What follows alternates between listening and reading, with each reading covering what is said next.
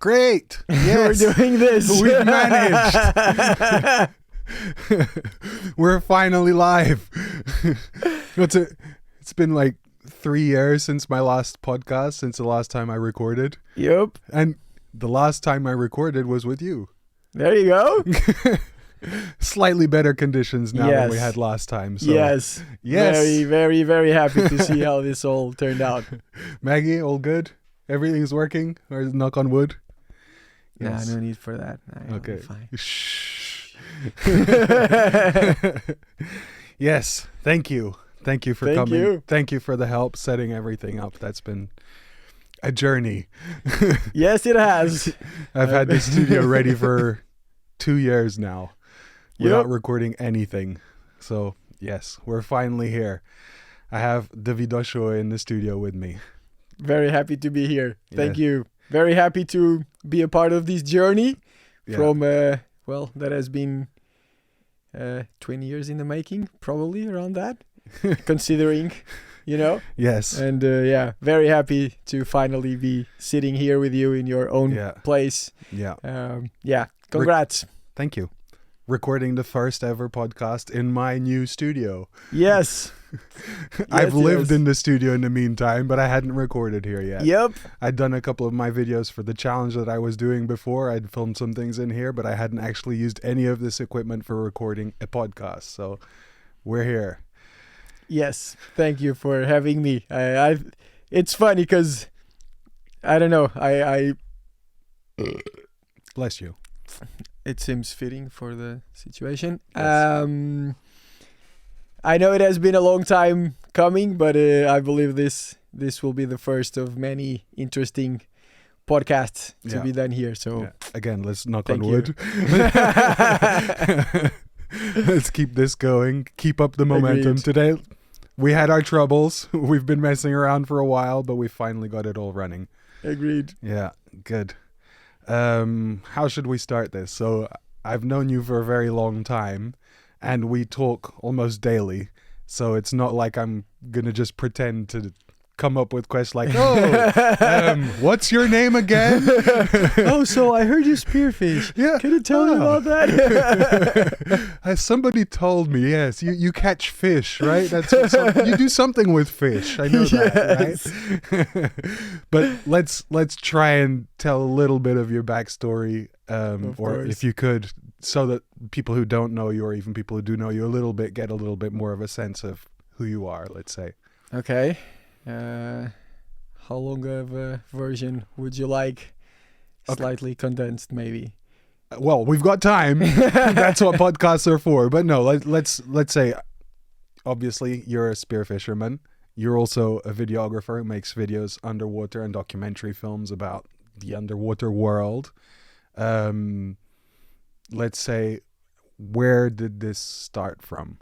Yeah, it's funny because even just those few things that you mentioned, because we've known each other for so long, like separate answers to those couple different topics would be hours of conversations that we've already had. So yes, I've done other podcasts with people that usually I don't know so well. Yeah. And this will be an interesting dynamic because we have shared so many of those moments, and I'm looking forward to it. Yeah, so, we'll get to them as well. Yeah, I know.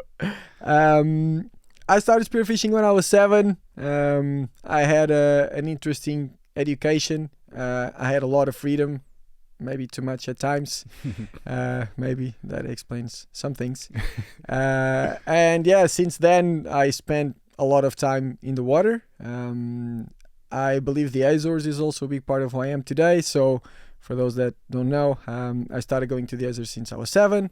And then we met a local family that I consider my family too now. And that was for between 7 to like 13, 14 years old. Most of my spearfishing experience was in the Azores, staying with this family. So I used to spend my summers there, and I was just doing pretty much whatever I wanted, which was being in the water a lot. And then as I grew older, then I started to become really, really passionate about spearfishing, and then that ended up influencing my life choices, and this is what I do full time now. not only spearfishing but also filming. But there was a shift, I would say, at around 15, 16 years old, where I started to doing it for a living, I would say. Until then, I was just a kid that was very passionate about the ocean, spearfishing, surfing, fishing with rod and reel. I just wanted to be in the water, and for the most time, this was done in the Azores. Yeah, that's brings me a genuine question, because obviously being in the Azores, it's being in the water is one of the more fun things to do there. Not that there are many lacking things to do on land as well, but why the specifics of spearfishing? Why not just rod and reel? Why not scuba diving, or I don't know, any of the other things that you can do in the water there? What fascinated you so much about spearfishing? Yeah, that's an interesting question. I'm not sure I have an answer to that. Well, my father was the one that introduced me to spearfishing, right? But I got way more excited than him or anyone that I knew at the time, and I had this issue, which you can relate. It was hard for me to find people that were as passionate about spearfishing as I was, and that led to me spending a lot of time in the water alone by myself. And while I loved fishing with rod and reel and snorkeling, bodyboarding, I was just always very drawn out to spearfishing. I believe it's the mix of, I like the aspect of free diving, and then the state of mind that it allows you to be in. But I think it's the challenge. Like I really like the hunting and the figuring out what makes certain species do certain things, and I'm not gonna lie, like I really like the thrill of hunting and trying to figure out those different environments. And from a very young age, that's just something that excited me a lot, and I never thought about it. Like, this is actually the first time that I actually think, like, why do I like spearfishing more than the other things? And I'm not sure I know the answer. I just like it. Yeah. We've spoken at length about the choice of doing free diving versus scuba, even in spearfishing, because here in Portugal it's not legal, but there are many places in the world where it is, and even there you choose not to use oxygen tanks to do your spearfishing. Why is that? Yeah, for sure. So there's this big debate about the ethics of spearfishing with scuba tanks or not, and I'll just tell you a bit of my position in this. I have nothing against spearfishing while scuba diving if the intent is to get fish that is going to be sold commercially, like you have in nets and long lines and trolling boats. I believe there's fishing methods that are way more destructive, and if the whole point is just to select a fish that you're gonna eat, I would still have that over any of the other fishing methods we have available.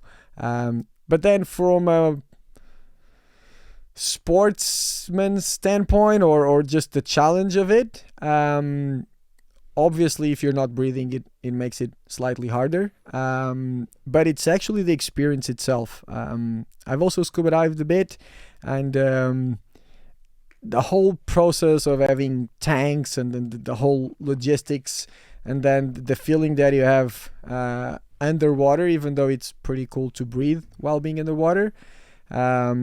Free diving, you're just free and it's just you're light, and the way that you breathe just makes you be in a very specific state of mind that I enjoy a lot. And it's it's interesting because you do have this almost zen state that you try to be in, but then that's broken with very intense moments of adrenaline, and that can shift just because you see something, and then of course you have the actual pulling the trigger and fighting the fish. So it's very interesting because you have so many different emotions doing this one thing, and maybe that's one of the reasons why I like it so much. It's always different, and and I believe you never figure it out ever, because there's always more things to learn. There's always more places to travel, and also the more time you spend spearfishing, the more you understand how little you know. So yeah, I don't see an ending. Yeah. And why? Because you haven't competed before, or have you? You've never competed? Not in spearfishing. Not in spearfishing. How come? Why have you never competed? Why did you choose to not? Is it just not part of who you are for competition, or because you like competing at other things? Yeah, it's funny. It's weird because I am very competitive in my own weird way. I spent quite a bit of time when I was younger helping friends preparing spearfishing competitions at quite a high level. And I'm not gonna lie, like especially when the competitions would start and I was on the boat either being a skipper or helping, I I do get that excitement of wanting to test myself against these people. But at the time, my main excuse, I guess we can call it, it was definitely the financial side of things, because you do need to put a lot of money to compete properly at this level, and the return you get is zero. And for me at the time, it was a clear choice between saving a little bit of money to compete or to travel, and I always put traveling first. And then I don't know, like the more competitions I was involved with, even though I wasn't competing, I don't know. I don't want to get into it a lot, but there are many things about spearfishing competitions that I don't like. I like the competition itself, but then the whole background and the way things are done, it's not something that I'm not sure. I don't think I want to be involved in those specific competitions. But one day I will compete, and hopefully in a different environment, I would say. How does spearfishing competition work? So is it who catches the most amount of fish? Roughly. So, and this I need to give credit to them, because nowadays, and then now with social media, Instagram and everything, we get drawn into this whole trophy hunting thing and the biggest fish and everything. And spearfishing competitions are not like that at all. And they actually compensate the better strategist and the most complete spearfishing in most of the places. So basically, depending on where the competitions are happening, and this is the same either nationally or on the spearfishing worlds as well. Basically, you have a set of species that are agreed upon, and then you have a limit of species of fish that you can get per species, and basically you get rewarded by the amount of fish. But let's say the limit, for example, if you're spearfishing here in Portugal, you can get 10 mullets. And of course, then you want to get your 10 mullets at the biggest size. But then you're going to get compensated by each new species. And then maybe you can get 5 wrasses, budião, and then 10 sargos. So basically, at the end of the day, you want to get as many species as you can with the biggest size. You get compensated by these two things. And usually the best strategists, and also the people that put the most time in preparing the competitions, will be the ones that win. And then you can see in Portugal, the guys that win all the time are the better spearos. While, you know, a guy can be lucky and shoot a giant fish, which is not always... it doesn't always mean that you're more competent, because luck is a big factor. And spearfishing competitions, I believe, most of the times, the best guy wins. What are the best countries at competing? It depends a lot on where the competition is, and it's such a tough question. I believe surfing, for example, used to do a better job at this, because you have different competitions in different scenarios, right? So if you have 8 or 10 places, in my opinion, the best surfer is the one that is the better, averaging all of those different conditions. But this is not what happens with spearfishing. You have one competition that, if you're talking about the worlds, let's say, and that's 2 days. So if we go to Greece, obviously the Mediterranean divers will have a big advantage. But then if we go to the Atlantic, let's say, where we are, then Portugal and Spain will have the advantage. And it would be interesting to have, like a series where people can be challenged in all of these conditions. Like and, a world tour, like they do on like the surfing world tour. Yeah. So it's hard to answer. Statistically, Spain is the one, I believe, that has the most victories, and they're very, very, very strong in different conditions. But the place where the competition happens makes a big difference, and this is what I like the sport. This is what I like the most about the sport. Like I've never wanted to be like a specialist in one specific thing. I think the fun of this is actually to try to learn enough so that you can be in different scenarios and can figure out what to do. For me, this is what drives me the most. Not necessarily to be the deepest diver or, to have a very excellent performance at one specific thing, but in the best scenario, if someone drops you in this place with no information, can you go in the water and figure it out? This is what I like the most about spearfishing, and I don't believe spearfishing competition translates that side a lot. It's because it's all just one event, the 2 days that you were talking about, and that's it. Yeah, and it just happens to be in that place who's better at that specific type of fishing. Yeah. Which again, all the credit to them, and there's a huge amount of preparation and really high level people involved, and I've learned a lot with some of those guys. But yeah, I'd rather travel and do different things, at least for now. One day. Yeah. What are the different types of spearfishing? You were talking about there's the deep diving. What kinds of spearfishing are there? Or at least what are the most fun ones for you? Yeah. It changes a lot, right? All the places have all their different nuances.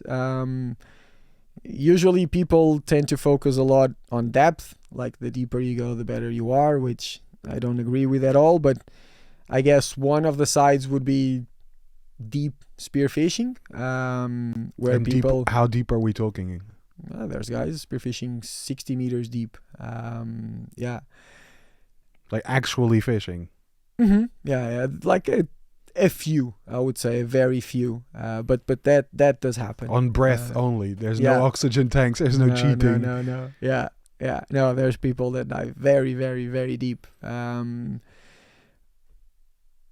But that's a very, very specific side. That's almost like, free diving really deep and then also hunting. But like we talked, for example, what we do here at home, I have a lot of fun diving 2 meters deep in the white water, for example. And that can be seen as easier because you don't have the depth, but then you have other challenges, right? The waves, the figuring out where the fish will be, and usually the fish is way more active. This is something... It's tough to talk about these things in general terms because each place, each day, they always have nuances, and maybe I'm gonna say that fish that are deeper are calmer.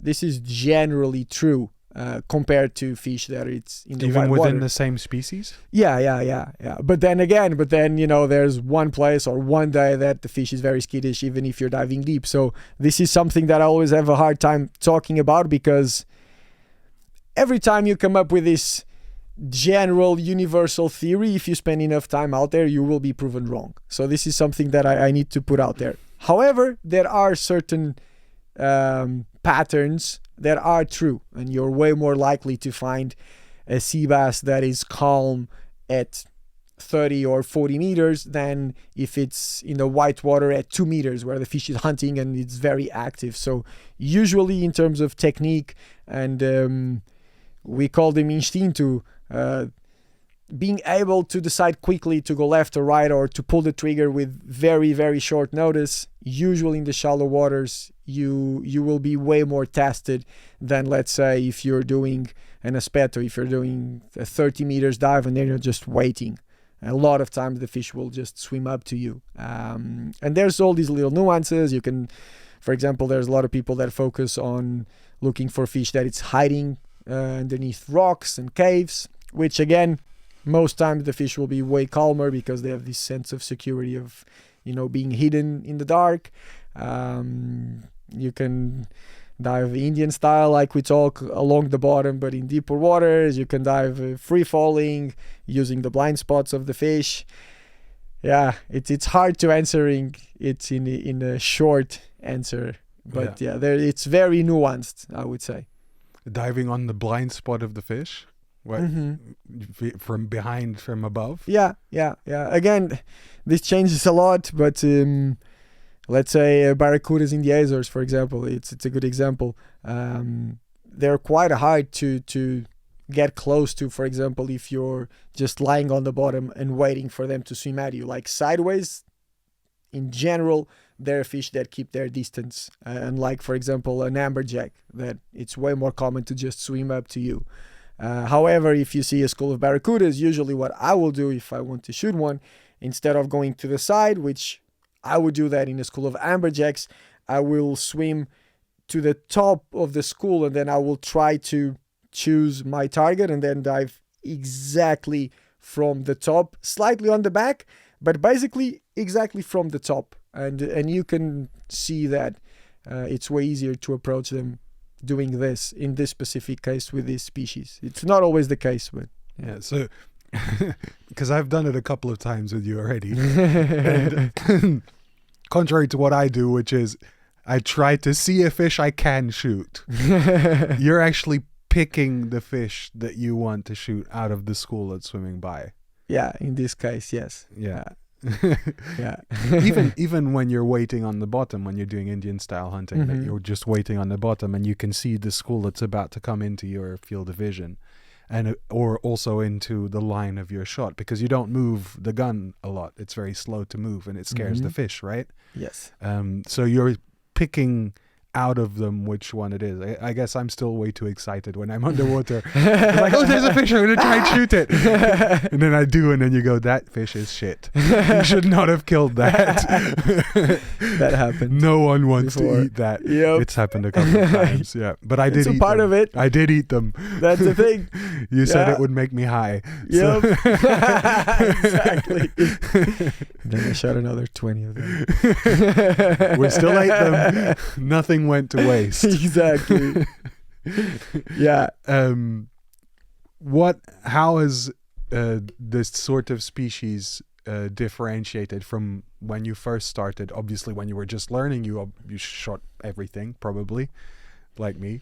Yeah. Not everything, because I was not good at it, but I tried to shoot everything. Everything. Yeah. Okay. But once you got a little bit more decent, and over the years, how has it changed? What are you what were you targeting at first, and what are you targeting more nowadays?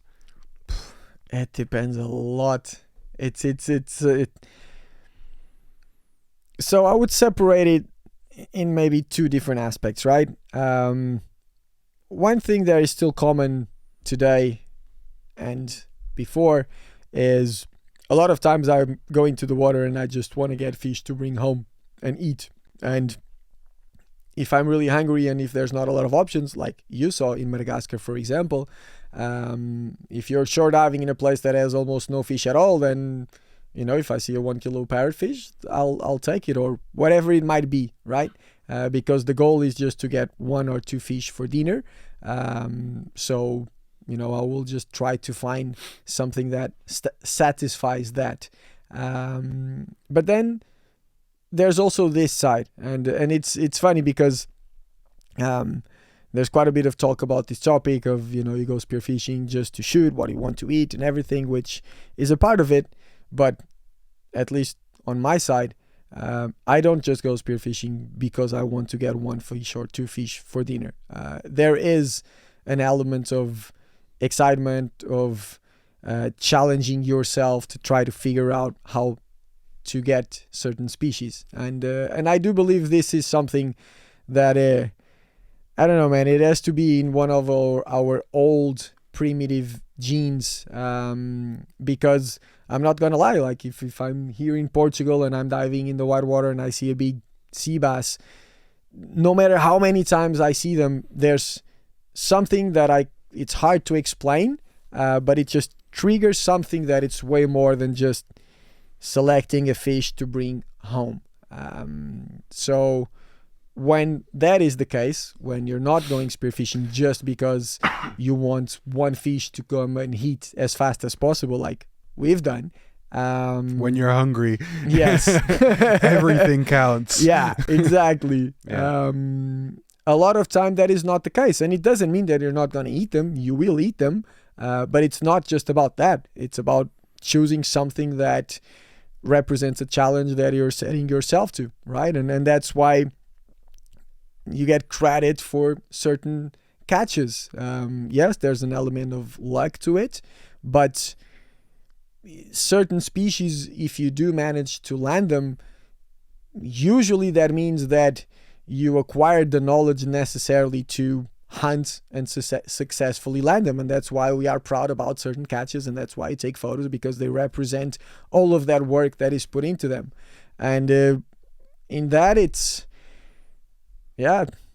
just depends. I don't have a preferred species. I don't have a preferred kind of spearfishing, but usually, you have a few iconic species of the place that you are, and a lot of times I like to hunt those species, and they're iconic because they're challenging and they're powerful or smart. And if it's in the Azores, maybe it's a tuna, and then if it's in Madagascar, maybe it's a dogtooth tuna, and then if it's in Mexico, maybe a snapper.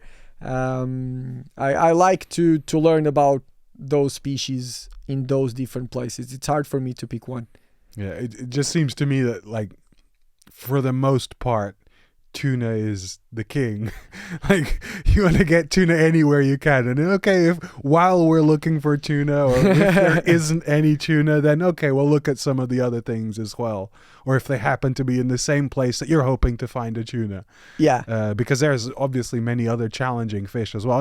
And I've seen you be very interested as well in marlins and sailfish.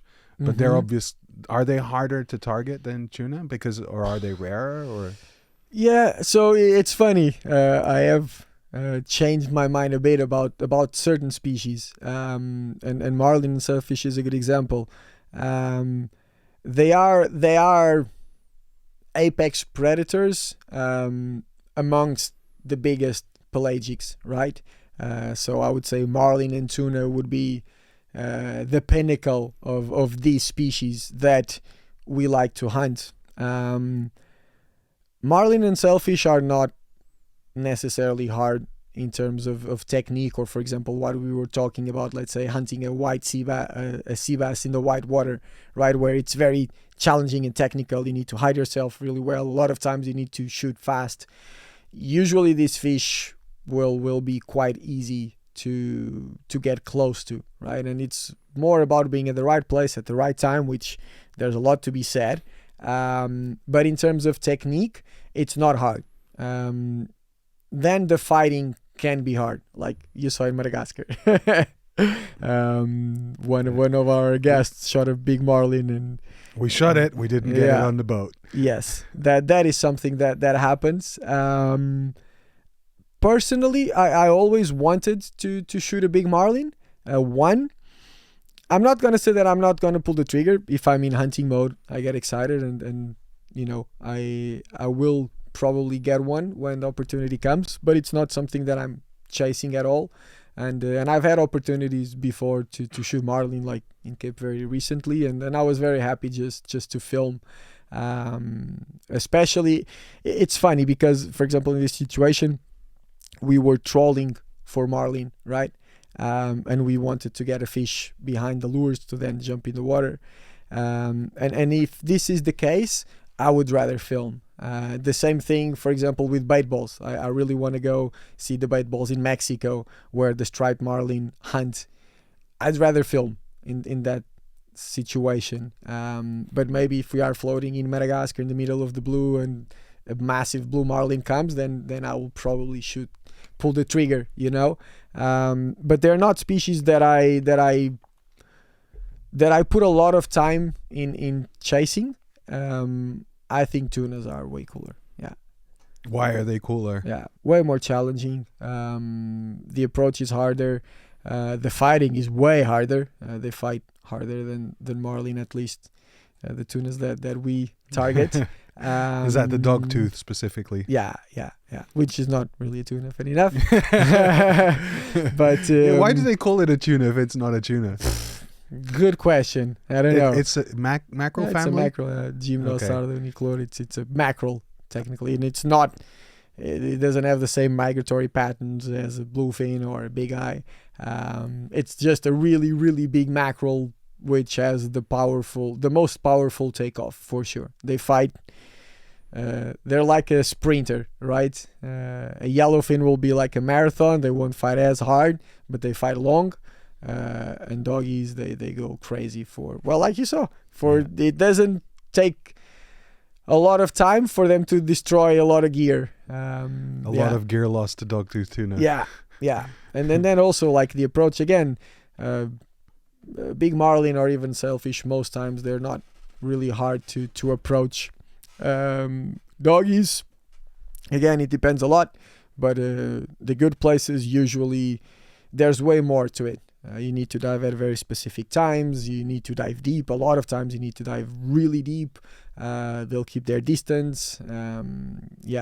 Doggies are way cooler. And why specifically the doggy over other tunas, for example, like the bluefin? You mentioned the yellowfin is like the marathon runner, but the bluefin seems to be, at least for people who eat it, seems to be the more preferred species. Yeah. Probably most people don't know the sure. dogtooth as well, because it is very good to eat. Yeah. But what separates it for you as a hunter?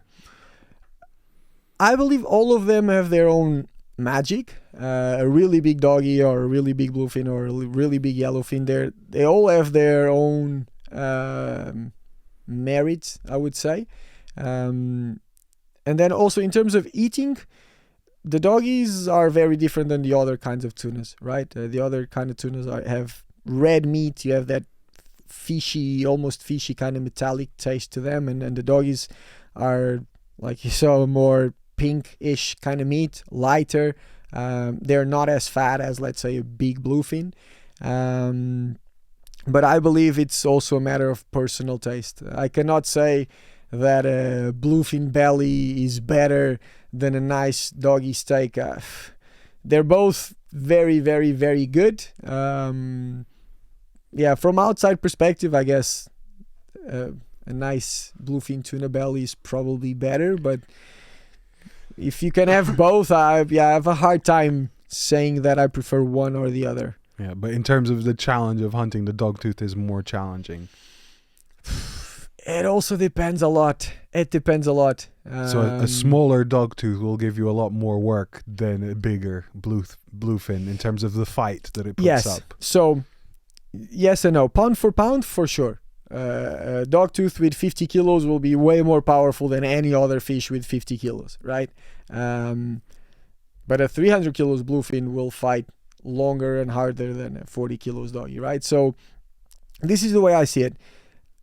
I have a hard time comparing different species. You have what is the targeted species, targeted fish within certain species. Like even here, it's not clear to me that a 60 kilos doggy is more challenging than a 6 kilo sea bass. It's hard for me to say that one is more challenging than the other. But usually the bigger species, the bigger specimens, the bigger fish within the species are usually what you target because they represent the biggest challenge. And this is also a nuanced topic, I guess, but I wouldn't say a doggy is more challenging than a bluefin or a dentex. I think all of these species have their own different challenges, and then the fun part of spearfishing is to learn about all of them and try to understand why they are in certain places at what time, and not only how to hunt them but also to see them. That's also a big part of what I do, right? And the tunas are a good example. A lot of times I'll jump in bait balls where I could have the spear gun and then I'll just go with the camera. I believe spearfishing is what triggers me into putting the time to figure out what makes certain species move. But then a lot of it is just to be there and see it, right? And tunas are a good example. I could have shot way more tunas, and I chose just to go and film, and I'm very happy with both, and I have a hard time choosing what I like the most, even between species and even between spearfishing and filming. It's funny because I know you quite well now already, and it seems like if there's something that's already hard to do, you want to find the hardest way possible of doing it. It's like if one fish is challenging, but the other one is even more challenging, you like the harder one. Yeah. Why is that? That's contrary to human nature. I like the easy fish. Like if a 200 kilo tuna would just flop onto the boat so I could take it home for dinner, I would prefer that than the entire week going out, seeing nothing, and coming home with a 1 kilo parrotfish for dinner. That to me is not as exciting. That's it. For me, that's the fun side of it, and then that's why I cannot pick certain species. And one of the big narratives in spearfishing is like, oh, the dogtooth tuna, if you get a dogtooth, then you're an accomplished spearo. Like that doesn't mean shit. You might get a giant doggy and then be terrible at it. The fun part of it is for you to identify the different challenges and then try to go and figuring out by yourself. And that's why for me it's hard to say that a big doggy is more challenging than a snapper. Go to the Mediterranean and get a 5 kilos Dentex. That's way harder than to go to Madagascar and get a 30 kilos doggy. I think it all depends on, and also the same species. A 30 kilos doggy might be way easier in a place than in another place. And that also plays a factor to me. The tuna, it's very different to shoot a tuna that is hunting on a bait ball or with chum, where they'll be the easiest fish in the world. And I'm not as focused on the outcome of trying to land this ginormous fish, even though that does happen. But for me, the fun side is actually, okay, there is a way of making this a bigger challenge, then let's give it a try and try to figure it out. And maybe at the end of the day, that means you don't get anything, be it. But that's more fun than to choose the easiest path just to land the fish and get the photo. Yeah, you want the challenge as well. Yeah. That's the only fun part to me. And I've given up on opportunities to go. The doggies are a good example.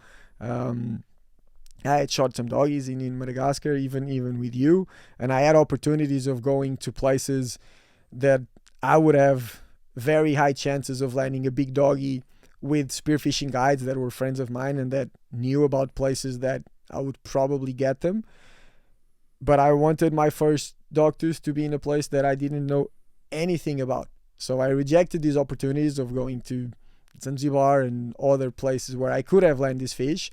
And I went to Indonesia by myself with Maxi, that a friend of mine that surfs, and that's the only thing he does. And then I went to a place that I knew nothing about, and I spent a lot of time there, and that's how I get my first nice doggy. And for me, that's way more rewarding than just to go to a place and then shoot the fish and get the photo. This is what drives me to. I know it's very cliche, but I really try to focus more on the process and try to find, joy into learning these things and try to overcome these challenges by myself than just necessarily to go to a place to get the photo and then move on. Yeah. As a hunter, there's something to be said about how much you need to know about the underwater world to be any good. So in order to be able to track these species, to find what you're looking for, or to find anything at all, you need to learn a lot about what's going on there, what the behaviors are of these fish, what do they eat, what do you look out for to be able to find them, how you're reading the ocean charts, what you're doing, what the weather is doing, and what you think how you think that'll influence even the moon. What is the moon doing? Is it full moon? Is it not? So is that a big part of what draws you to it as well. Yeah. The knowledge of the underwater world. Because I remember when you were younger, you spoke briefly about being a marine biologist. Yes. Well, I think Yeah. this is a much better career path. Yes. I thought about that because I wanted to spend a lot of time in the water, but then when I realized I would spend more time in the lab, then I decided to go on a different path. Yeah. And it's funny because we know each other so well, it's like I know that you know the answer to this, and this answer, this is like you can write a book about this shit. It's just, how do you talk about the nuances of understanding the underwater world to motivate even a simple decision on where to go? And again, we spend enough time in Madagascar where you saw that, and it's so cool because you have all of these different factors that you talked about, but you never really know if you're making the right choice. Never, right? You have, okay, the currents and the upwelling and the tides, and then you try to get all of these things to increase your chances of success. But I guess that's also the fun part of it. You never really know. So this is also a part of this sport that I like a lot. It's you're constantly questioning your decisions and try to look to different things that might change your game plan and your strategy, and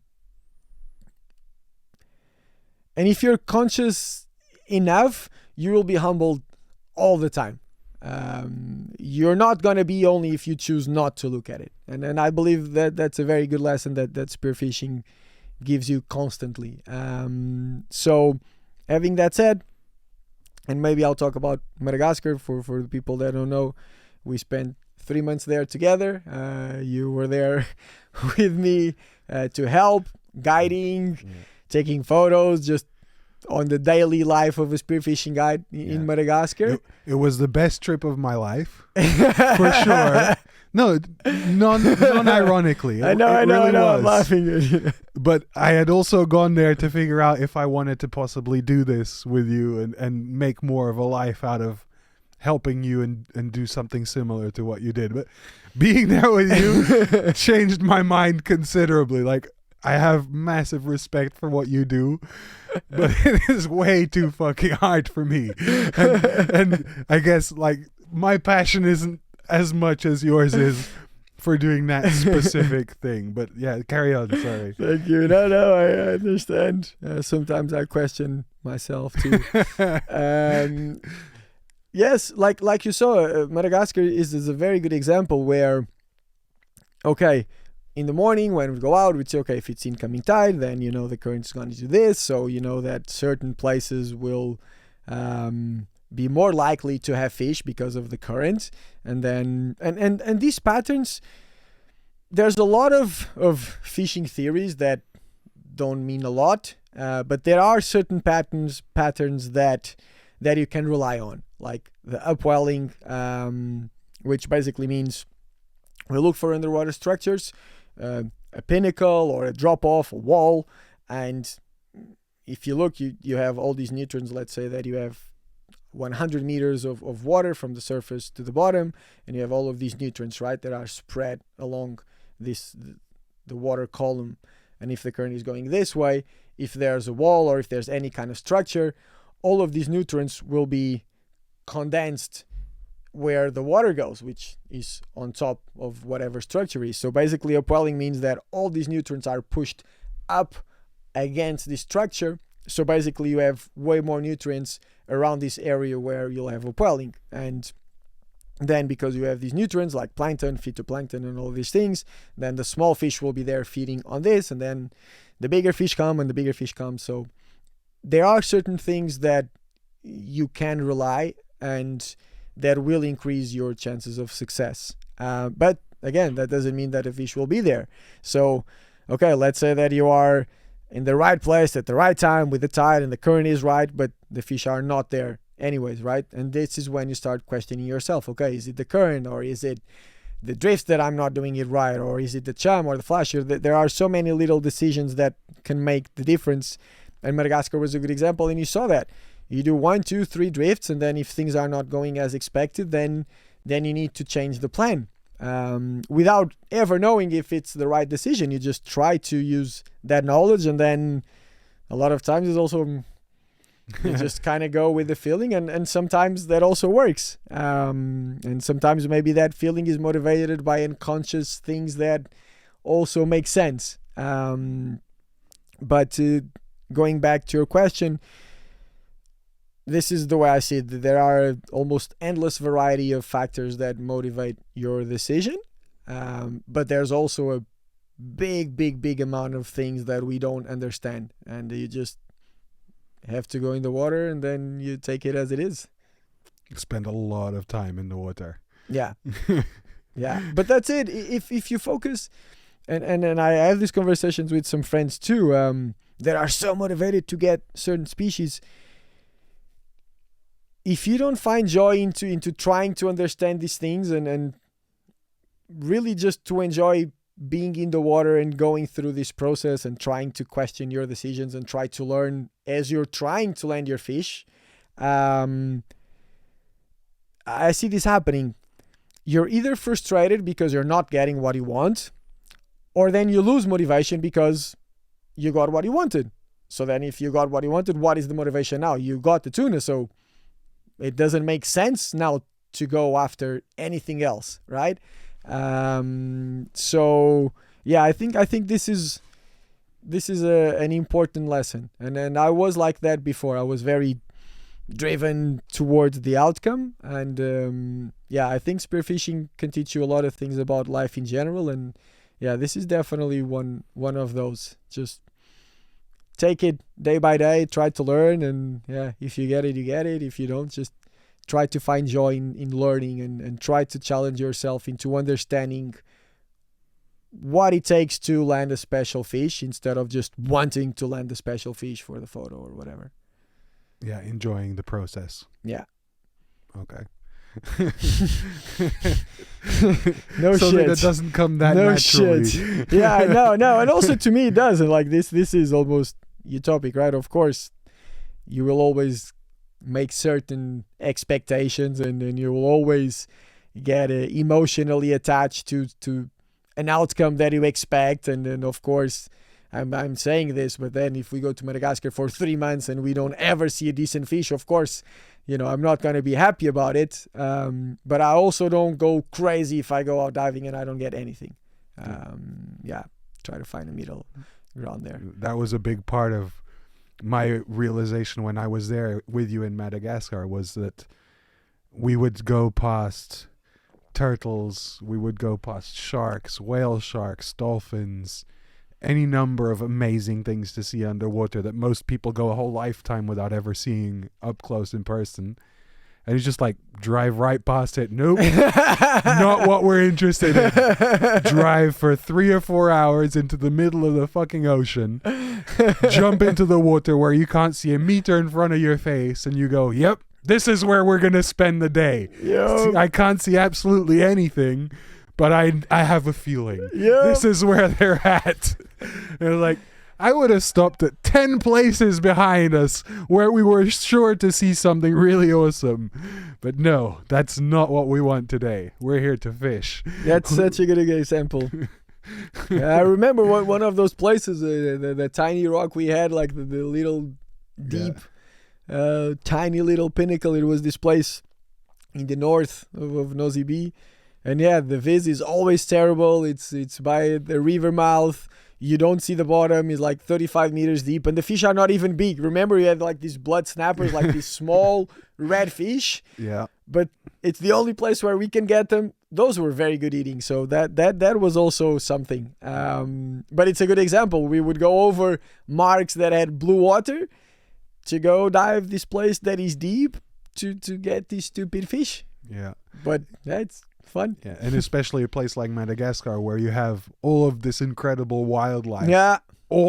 everywhere. Yeah, It's like it's hard to find a place where you don't see anything. Yep. But that's the place where your fish is. Today, that's where we're going.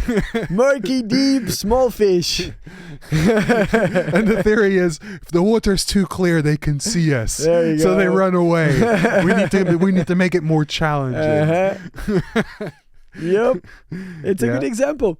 Yeah, and obviously the types of fish that we're looking for are not 400 colors of the same parrotfish, which you see a lot of. Yes. Or that other, what was it called? Those the surgeons. No, the surgeon fish were obviously everywhere as well. Yeah, but the scuba divers, they were that stupid rock that they were looking at all the time. Not a rock, it's a the dragonfish. No, the Gorgonias. Yes, that's it. What is that called in English?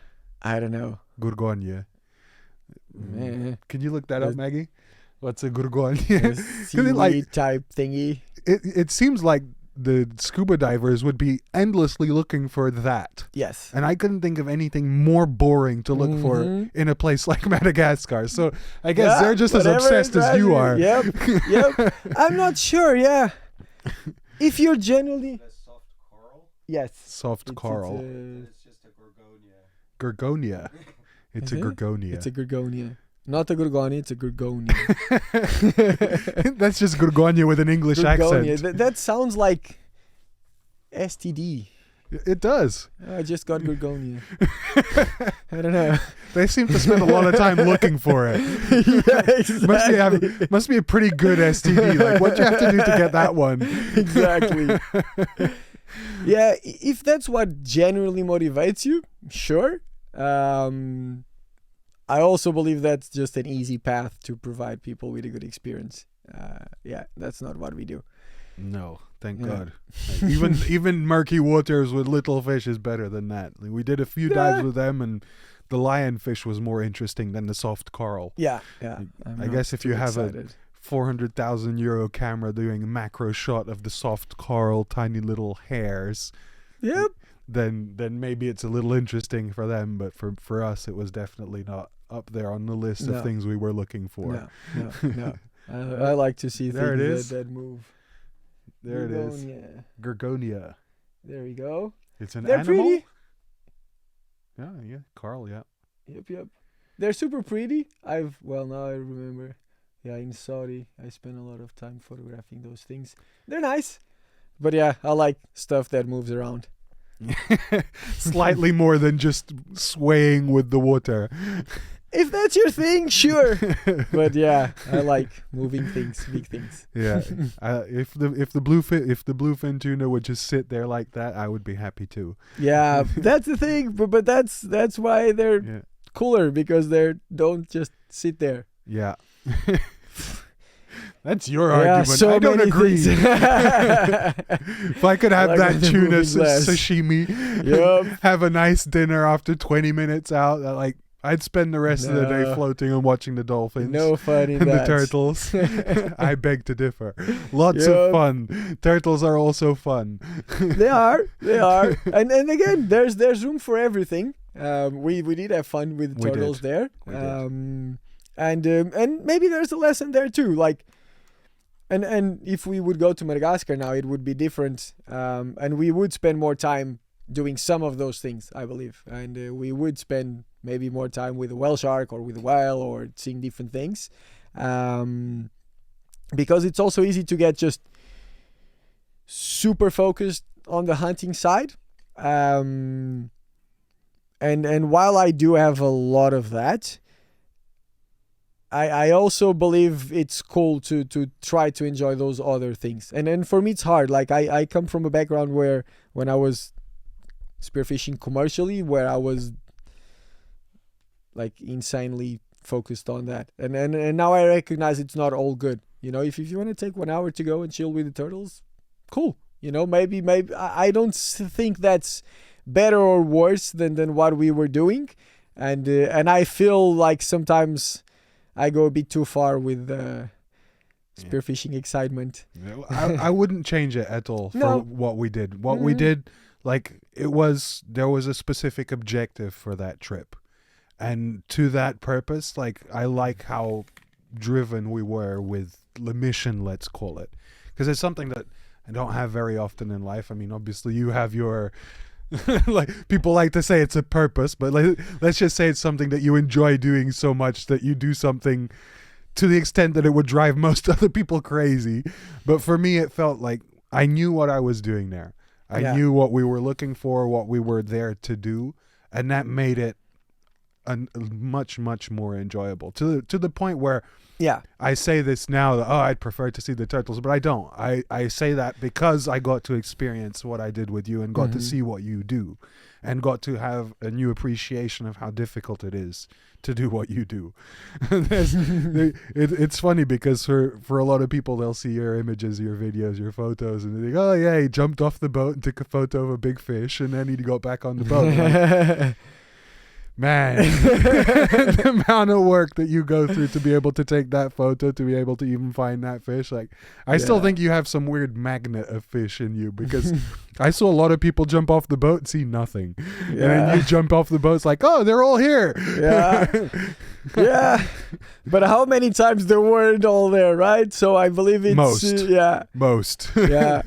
It helps, to have a bit of that knowledge. But still, at the end of the day, if you want to find a fish and if you want to get the footage, and especially if you're making the decisions to find them, right? And this is, I even have mixed feelings about what I do, right? Because while I do have this perspective, then also my job is to bring people to these places and to create those experiences for people that will not have to go through that process, right? And then that's why I do what I do.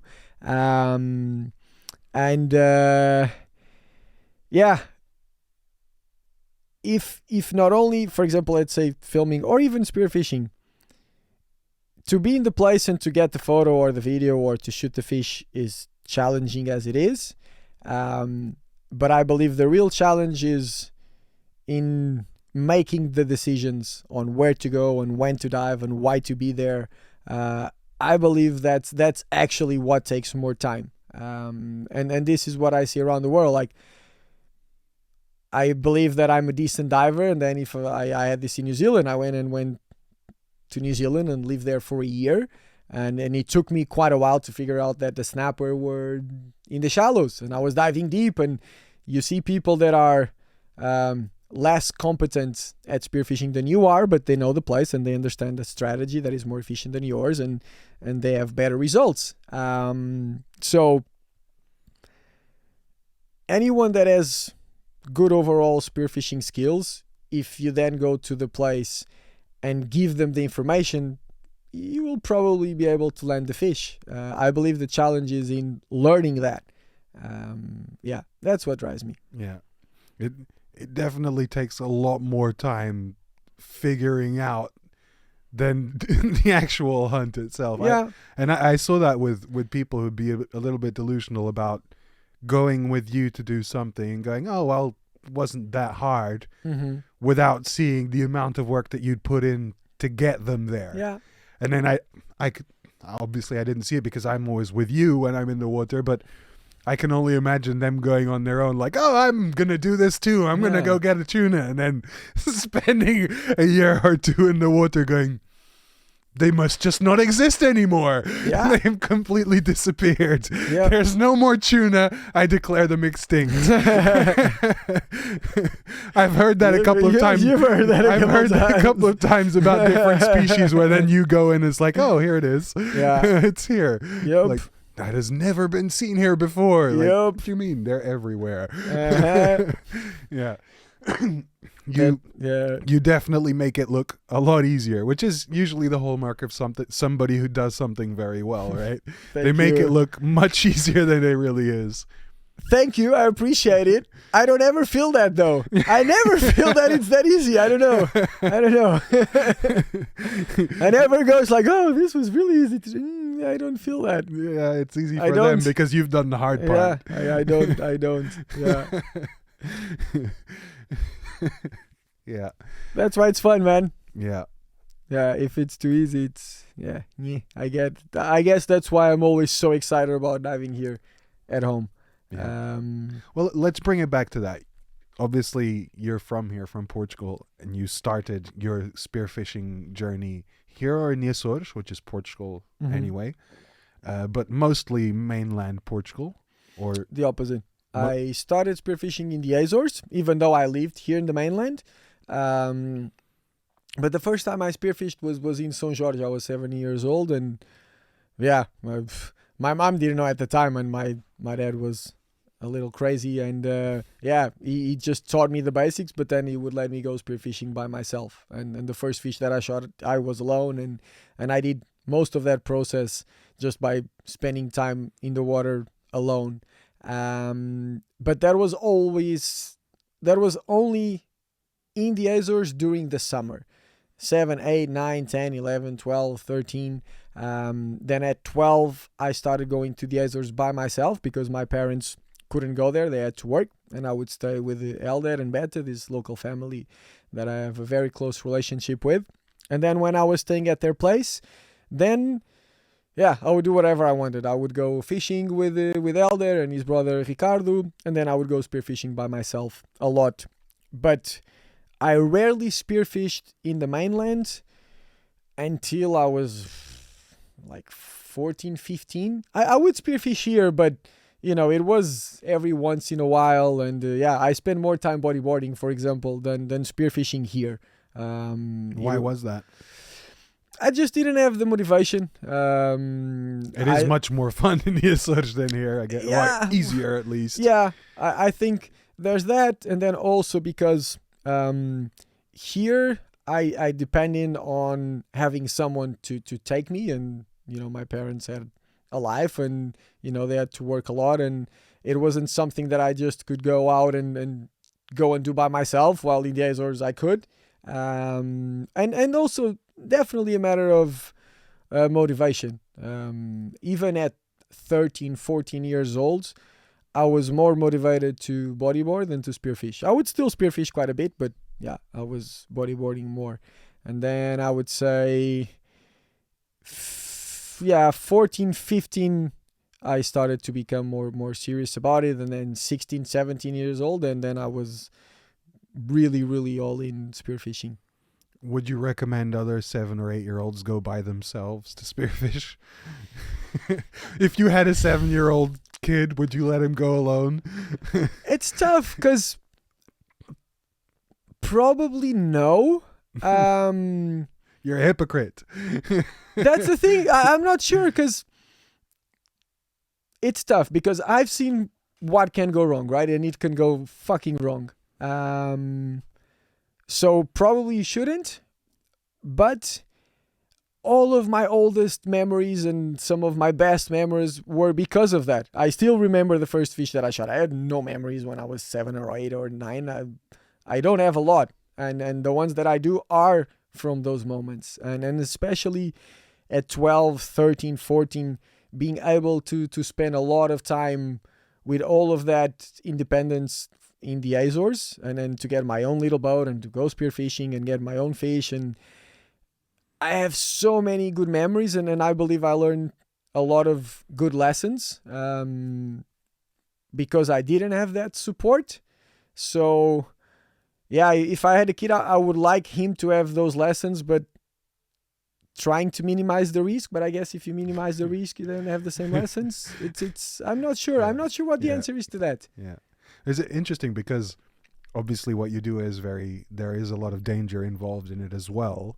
But you, from all the people that I've met, admittedly aren't that many, but I've met a few already, you seem to be one of the more cautious, even though you're extreme in what you do and the situations that you put yourself in. Within that situation, you're still trying to be really careful and very cautious. Are you sure about that? Not about picking the situation. So you're pretty like, you want to, before you're in the water, you're picking the absolute worst situation you could possibly get yourself into. But then once you're there, you're like, how am I going to survive this? Yeah. Yeah. So there is, you're not careful at all about going in before you go in, or picking the type of situation you're going to get into. Yeah. So this is something that I do from a young age, and more when I was younger than now.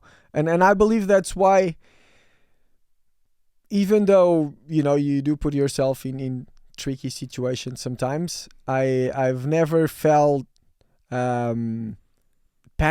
It's and I wonder that myself, right? Because we all have that limit, right? And I but this was and is a concern to me, you know, like what will be the experience that takes you to that level? Well, you're not in control anymore and just freak out. And I believe that's why you said that I'm cautious, because even though we might be in these situations, usually I can be quite calm about the situations. It doesn't mean that I'm necessarily very responsible all the time. No. But I think it's a mix of a few things. First, because I've had, you know, the opportunity to go through a lot of those things when I was younger, and some situations that might seem sketchy, they're not as sketchy because you've been through same and worse. But I used to spend a lot of time really thinking about all of these possible scenarios and possible outcomes that might not be as good. And if you remember, even in Madagascar, we talked about it. Like, if you want to go in the water in places that are sharky, don't go in the water just hoping they won't be there, or hoping that you're going to see them, but you're not going to have a sketchy interaction. Like, if you are making the decision to put yourself, you know, in that situation, then you should consider carefully that, you know, there might be a series of possible, you know,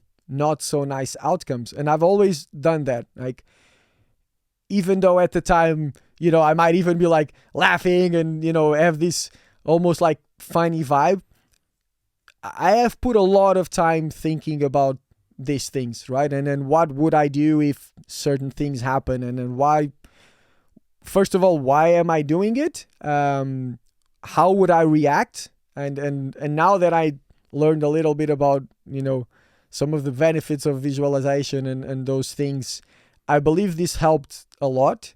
And then I believe if you do put that time, and if it's a conscious decision, then at least this is what I feel. It's almost like a freeing, like Libertador. You thought about the risks, you have a drive and a motivation that you consider that, you know, makes that risk worth it. And then if you choose to put yourself in that situation, then that means that you must accept these possible outcomes. And then by accepting that, then you can just focus on try to minimize the risks. But it's not just to be there and be clueless and then just hope things will go well. Like, I spend a lot of time considering these possibilities, and then there's a very dark side to, you know, to these sports, and you should look into it. You should face it, and it should be a conscious decision. Like, you should be okay with this outcome when you're jumping in certain situations. Yeah, it's not easy to describe, because on the one hand, I want to say that you're not reckless in the water, but on the other hand, you are very reckless in the water. But there's a nuance in the choices that you make. So, for example, one of the things that we've spoken about before is people who have the when you run out of oxygen underwater. When people start to have a samba, hypoxia, is that? Yeah. Okay. It's hypoxia is low levels of oxygen. Okay, but basically when you lose control of your own body and you start to samba, you stop swimming up.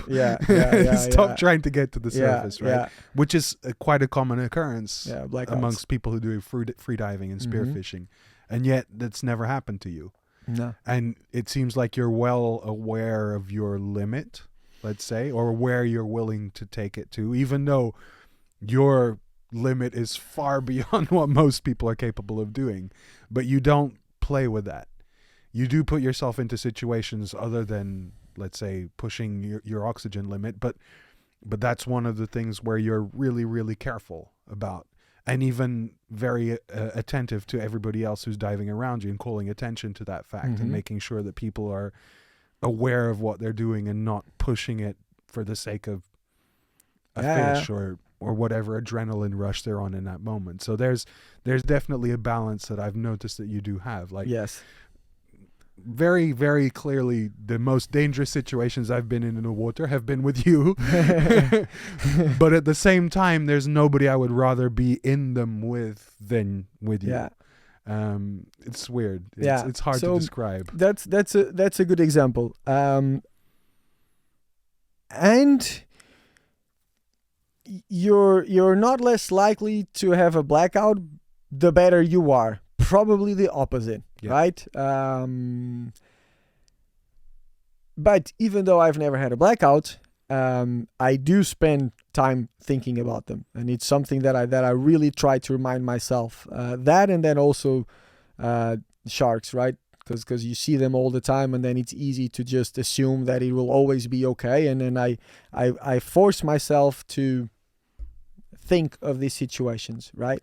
But the blackouts is a good example. Even though I never had one, I am constantly reminding myself, even in little things. For example, and you saw that in Madagascar too, if I'm diving super shallow, no, but if I'm diving 20 meters or below, it doesn't matter if I have, a big margin, and if I'm completely comfortable, I will come up with my hand on my weight belt. And if I'm diving 30 meters or below, even if I'm 100% fine, I will actually open my weight belt and hold it. And if I do black out, then you just let your weight belt go, and then it'll bring you to the surface. And not only that, you're almost building that muscle memory. In this case, the I don't even know how you call it, the memory of making this action. But it has happened to me a few times where something doesn't go as planned. And even though I have a big margin, if it's a deep dive, I let my weight belt go instantly. And the 2-3 times that I've done that, I came up to the surface with that feeling of, that was dumb. Like I didn't have to do that. But I'm constantly reminding myself of this. And I believe this is a good example of their mindset that can make a difference in these situations. And I've rescued quite a few people that had blacked out, and none of them had let go of the weight belt, like ever. And I think that's a good example. Like, consider the fact that this might kill you. And really look into it. It's serious. This will kill you if you don't make the right decision. And I'm aware that sometimes I will not make that decision. So I try to find these little things, not only that will remind myself, but that will also keep me safer. And the weight belt is an example of that, I would say. Yeah. Yeah. I could just consider like, I never had a blackout. It's fine. No, it's not fine. Like, you fuck up, you die. Yeah. We'll come back. I want to get into sharks. Obviously, it's a question that you get asked a lot about, I'd imagine. Sometimes, yeah. I don't do a lot of these, but yeah. No, not just in podcasts, but like in general, when people know what it is that you do and where you are, where you dive, and the kind of encounters that you have. Like, so you see a lot of sharks. Yes. There's a considerable amount. They're a big part of your day when you're out on the water. Tell me about that. Like, yeah. So again, it's a good example of, if you don't make an effort to, again, think about these things, they just become, how do you say, banal. Like, if you see sharks every day, and if you don't force yourself to think that they will kill you, then you just assume they won't, and they will. Like, it's, even if you do everything within your power, like, they can still kill you, like, at any given day, right?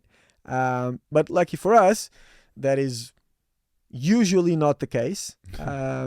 Lucky. And yeah, and they're a part of. So, in most of the environments where we hunt, if the ecosystem is healthy, you want to have a healthy food chain, and that means that you have apex predators, and sharks are there amongst the tunas and the marlins, and it's actually not a big world of species that are on the top of the food chain, and if usually we want to hunt the animals that are on top of the food chain, they will swim along with sharks, and you see different kinds of sharks all the time, and a lot of times we actually want to see them. Like there's a part of me that likes to see them, interact with them, and they're cool. Like you saw, sharks are awesome. They are. How often do you see sharks? It depends a lot. It depends a lot on where you go. Like, for example, if it's spearfishing here at home, you don't see them. At home meaning Portugal mainland. In the Azores, also rare. You'll see some blue sharks and mako every once in a while. But if you go to Seven Little Sharks in Madagascar, then you can't land a fish because it's so sharky, right? Or if you go to New Zealand or to Fiji, it depends on the places. I say, so I try to choose places where sharks will be there, but I try not to go to places that sharks are a big problem. Otherwise, it becomes useless. Like you saw in Seven Little Sharks, if you go to a place that all the fish that you shoot, it just gets evaporated, then it doesn't make a lot of sense. And then also that's when... Can you just explain that, evaporated? Because for people who didn't see it, it's like there's a visual element Sharknado. There. Sharknado. It's a good description, right? But describe that, like what happens. Yeah, it's very interesting. And in that place specifically, because you'll go to some areas where you will see a lot of sharks. Like as you're drifting, you see a lot of sharks swimming around, and you can actually shoot a fish and they don't care. And then you'll go to places where you don't even see them until you pull the trigger. And it's crazy. Like you saw it yourself. It's not like you see sharks everywhere. You see one shark here, one shark there, or maybe no sharks. And then you pull the trigger and they just appear from who knows where. It's crazy, like how reactive they are to the noises, and they clearly learn, like this narrative that fish don't have memory, and like they know, those sharks know exactly what the sound of pulling that trigger means, and then you're in 1 second you're drifting and there's 1-2 sharks, and then suddenly there's 20, 40, 50 sharks, and they'll eat 50 kilos fish in seconds, like not too many seconds. They can do real damage real quick. We witnessed it. Yeah. We saw it happen. Yeah. The fish the size of me disappears in seconds, nothing. Literally. All you see is mouths and a cloud of blood, and it's gone. Yep. Not even bones. There's nothing left. Nothing. Like some of them even take a bite out of the spear itself. Yeah. Like, or try to. Yep. And sometimes they cut the line and the spear goes and everything goes. Yeah. Yeah. We are very lucky. They choose not to make us a part of their meals. Well, let's talk about that. How do you interact with them, or let's say how do you? So, do they not consider us a part of their food chain for us to not attack us? Do they consider us a predator on their level? Is that part of how you interact with them that determines that as well? So there a lot can be said, right? It's a personal theory, but this is the way I see it. Sharks have been here for many millions of years, right? We have not, and especially if you consider the history of humans in the water interacting with sharks, like that represents like nothing. We are as strange to them as an alien would be to us, right? Like this is way more because they're here for way longer, right? So I think that's a factor. They don't understand what we are, but they do learn quick, as you saw in Madagascar, and as we see in many places where they will associate humans with food and the noise of the boats and the motors and pulling the trigger. So they don't associate us being food, but that we are around food or we make food happen for them. Well, they don't associate us with food yet, but there are cases of sharks eating humans, like especially tiger sharks. Like there's been some creepy videos around, and like a croc will actually eat us, you know. So I believe one of the things that protects us is just the fact that we are new and they're trying to figure it out. I'm not sure there's a clear answer to, you know, oh, they consider us another apex or they consider us dead. Like, I think we're just new, and so animal interactions, like within wildlife, a prey will always behave like a prey, right? A small fish will not face a big shark. So, and that's why when you behave like a prey, it will trigger the predator's instinct, even like a dog, and you can see that in many occasions, right? So this is what we count on. You want to behave like a predator as well, right? Behaving like a prey will put yourself in that part of the food chain, and it will be likely to trigger a shark's instinct to attack. So you don't swim away from the shark, you don't splash around. And I always have mixed feelings about talking about this, because this shark topic is becoming more and more trendy, and a lot of people talk about it with these universal theories. And I can give you all the theory about how to interact with the shark, and you jump in the water and he's going to eat you on the first day. Like, you need to accept that there are certain things that you should do that you shouldn't do, but at the end of the day, if you are choosing to go in the water in a place where sharks live, you are not in control. And there are many scenarios where they will eat you, or just a part of you, or whatever it might be. So I'm never a fan, and also with fishing and spearfishing in general, like these universal theories, like if a shark comes at you, you come at them and then you redirect. Yes, but the moment you redirect, you might also decide to open the mouth and rip your arm off. That can happen, right? That doesn't mean that you should swim away from it, but I always have a hard time answering these questions in a very like clear matter. You know, there are general things that you shouldn't do and then you should do, but you might swim away from a shark and be fine, and you might face a shark and he rips your head off, right? But what are some of those general? Okay. Because you're still here, so clearly some of it works. Some of it works. Yeah. Luck. But yes, general things. Eye contact is a big one. If you do see a shark, keep eye contact at all times, and you can feel this. Like a lot of times, they'll test you. A shark will swim towards you with that classic image, you know, just see the head with the fins, it's just coming straight at you, and then maybe it will turn 3 meters away from you, and then it will turn around and it will come again. And if you have this kind of interaction, then you should swim towards the shark. You shouldn't swim away from the shark. And again, opinions differ here sometimes, but I do believe that you should not show fear, but you should also not be over aggressive. And I'm not sure there's a perfect answer to this. Some people are very aggressive and will swim at the sharks and poke them.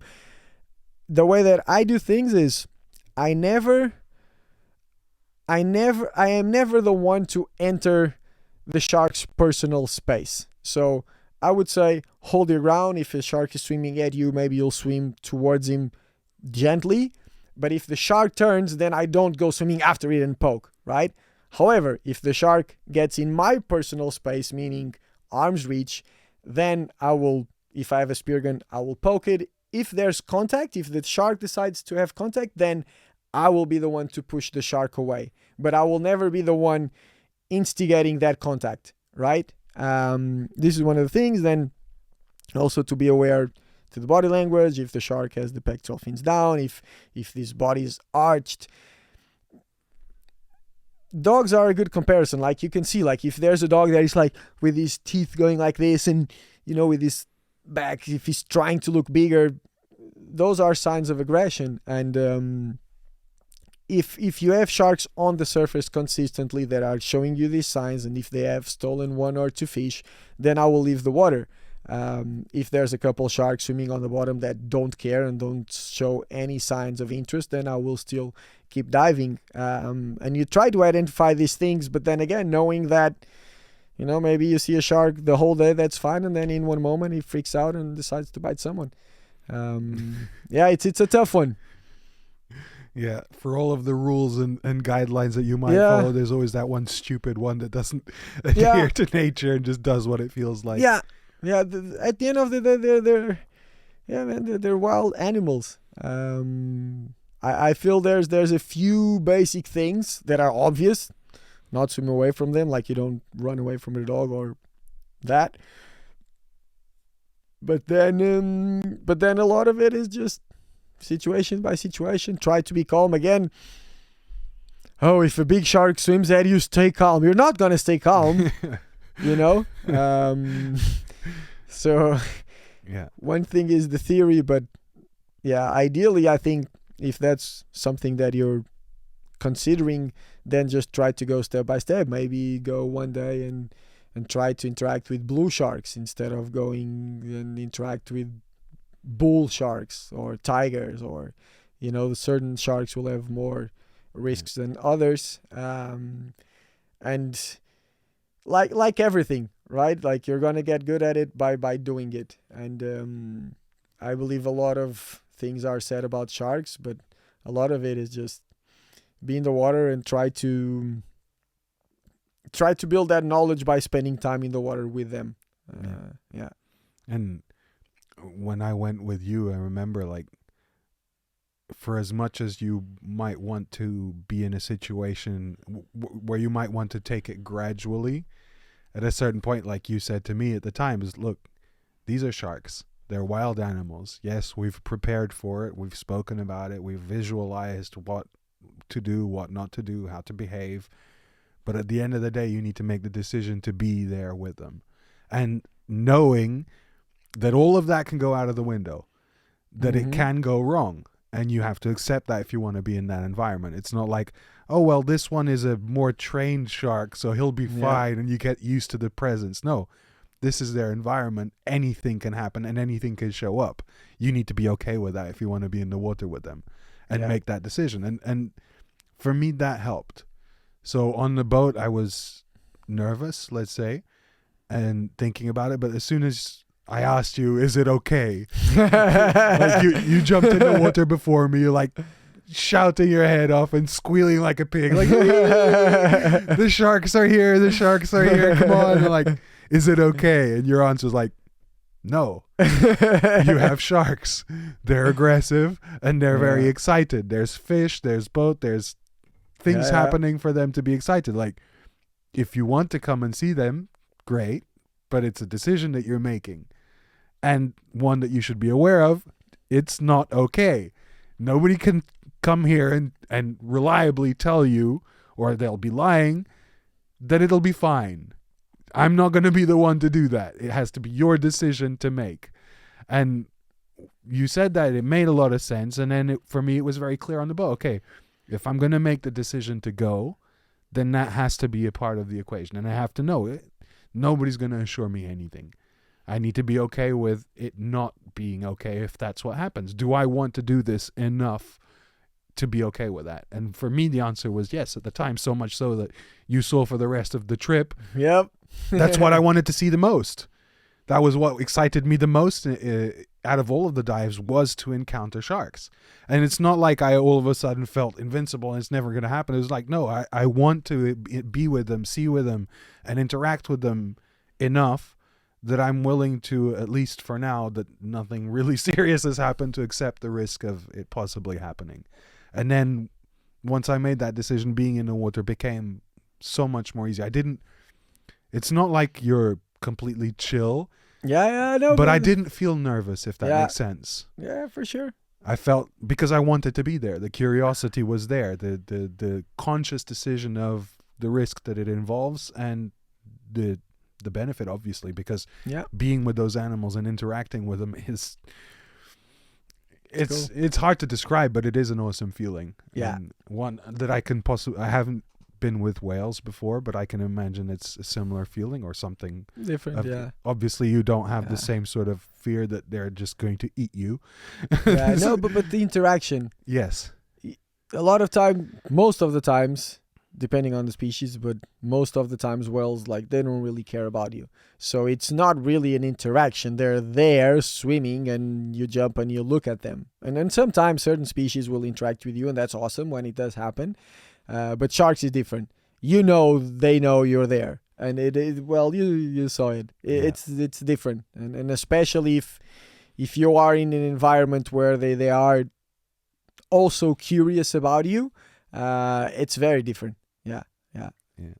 I was just thinking about when you were saying about how you read the signs of the sharks and the type of behavior that they're having and what you're doing as well. And then thinking back to images of you shooting up to the surface with a fish in your hands, holding the fish above the water because there's sharks circling below you that want to get the fish. You're like, no, my fish, and calling out to the boat at the top of your lungs to get the fish up. Yeah, exactly. no, you redirect them at 45 degrees. Yeah, sure. Yeah, but I've heard you talk about this before, that you would hold the fish or get it out of the water, and that's somehow better. Again, man, it's so hard to answer that. It depends, because some situations that might make sense, but then other situations, like you saw, for example, some people will fight the sharks off even if they're eating your fish, and you saw what can happen. Again, it's so hard to answer it like with a clear answer, because in one situation, for example, I'll be the first one to let them have the fish, and if you have a Sharknado around your fish, I don't believe you should get in the middle of that. Some people do that, and it works sometimes.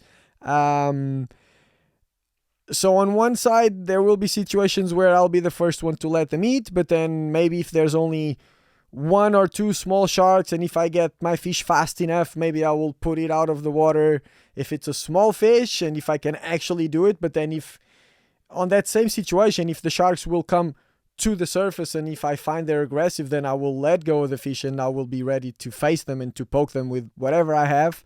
So it's hard for me to tell you, like, yes, in this situation you put the fish out of the water, in that situation you let them eat, and a lot of those decisions are made in the moment. Yeah, it's tough. You can do all of that, and that might be the right choice or the wrong choice depending on little things. And I don't even know if I have the right answer most of the times.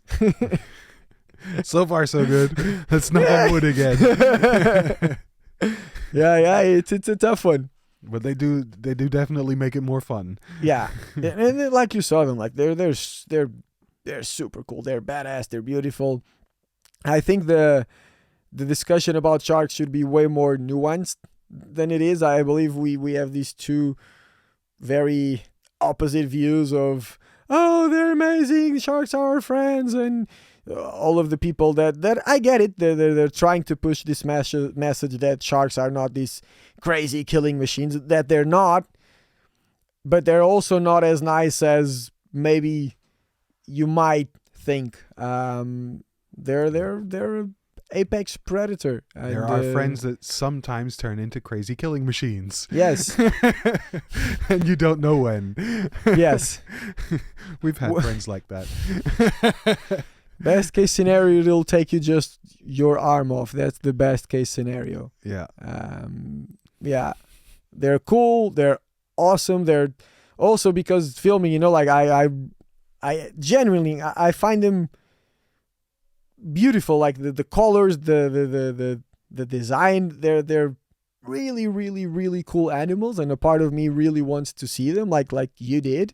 But I also force myself not to forget they are hardcore apex predators that can do a lot of damage if they choose to. They don't have feelings.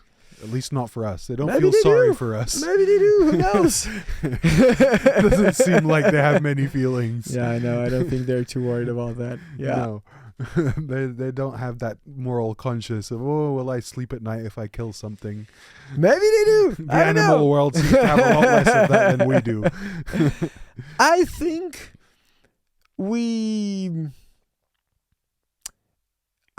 we think they are way less smart than they are. I think we are very far from fully understanding what goes through their minds and other animals in general. I don't know. Maybe yes, maybe no. Maybe Yeah. sharks are more Yeah. philosophical than what we think. Who knows? I don't know. It's an interesting thought. The shark philosopher. Why do they choose not to eat us? Yeah, it's a good question. It seems like a pretty easy call. Like, most of these decisions is like, how much energy will I spend to get this amount of calories? They don't need to spend a lot of energy to get some nice human calories. We're not very. Yet they choose not to do so most times. Yeah, but if you study, I'm not an expert by any means, but looking at what the little I know about nature, apex predators tend to target something that they can be efficient at hunting. So the weaker, the older, something that's limping, that not moving very well.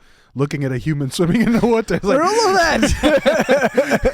we're like the most inefficient thing moving in the ocean. Clumsy. Other than us, it's the gorgonias that we were looking at Yeah, earlier. exactly. And they don't have meaty. We have a few more calories than them. Yeah, yes. there's a lot more meat on us than on the gorgonias. So Yep. yeah, considering that it would be extremely easy, and we don't have sharp claws or fangs or Yeah. and not much like they are aware of the spear, right? When Shiny you do metal have one, objects, they seem to yeah, understand. pointy things in Pointy nature, things.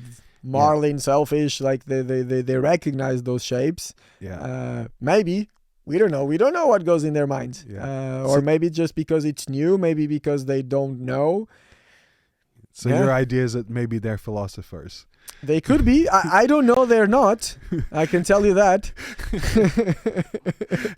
I don't think anybody can say that they're 100% not philosophers. If there's one thing I learned about all of this time spent at sea, like, I don't make many theories anymore. Every time Yeah. you come up with this, no, it's this place at this time, this species with this moon. If you spend enough time out there, you will be proven wrong. And if you don't think that's true, you're not looking close enough. They're not spending enough time out there. Yeah. Yeah. Is That's what I feel. Speaking of weird species, like the shark philosopher, let's talk about the octopus. Like, you want to talk about aliens? Yeah. They're right here. Yeah. That is one Yeah. weird creature, right? And we know very little about them. Very little about them, and they're clearly have more going on in their intelligence than people give them credit for. Mhm. Not just, I mean, in recent times they've been spoken Yes. about a lot more, but more in a questioning sense and actually knowing anything about them. Yeah. They're very interesting. Yeah. You've had a couple of interesting encounters with them, and they really don't hurt. Like, they really don't want to hurt you. Let's No, say. yeah. Sharks are awesome. Yeah. They're very good eating. I have mixed feelings about killing them. There's no challenge. And when I was younger, I never kill. You remember Tobias? Your friend, I remember I had this friend of mine that loved getting octopus, and I would swim ahead of him and I would take them out of the holes because you can clearly see, like, they'll get their little house, and you can see by all the shells turned upside down, or you can see also one of the clear signs. If there's no shells, a lot of times you'll have rocks, but because the rocks are flipped upside down, you can see by the seaweed. Like, if you look at the bottom of the ocean, there will be kind of like como é que diz homogeneous? Yeah. It's like a pattern of seaweed, right, that grows at the same time. But then if you flip the rocks upside down, then they want to have seaweed, right? And then you can see like they're just look a little bit more polished than the others, or they are organized in a different way, and all of those signs will tell you that's a hole with octopus. And sometimes the octopus are not there because they went around, but it's cool how they organize their own little space around them. And then I used to go ahead and just take them out of the holes and push them around so that you wouldn't get them. But I have killed my fair share of octopus. They're very good eating. And now if I see a big one, I will get them. But I have mixed feelings. And I have that with some other species too. I am not 100% okay with like killing all the time. Yeah. What other species other than octopus do you feel more reluctant to kill, let's say? There are a lot of species that I don't kill at all by whatever reasons. Because they're crap to eat. They're crap to eat, or if it's actually an endangered species. Did you ever see the bumphead parrotfish in Madagascar? Big school, remember, in Scotties? Yeah. Did you see them there? I think with so. me? Okay. So it's this They had the giant big bump on the head. Yeah. Not the Napoleons. You had the Napoleons and the bumpheads. Anyways, a lot of people shoot bumphead parrotfish, and in Madagascar, like you saw, you can shoot anything, right? Like there's no law, but those are actually endangered, and you'd see very few.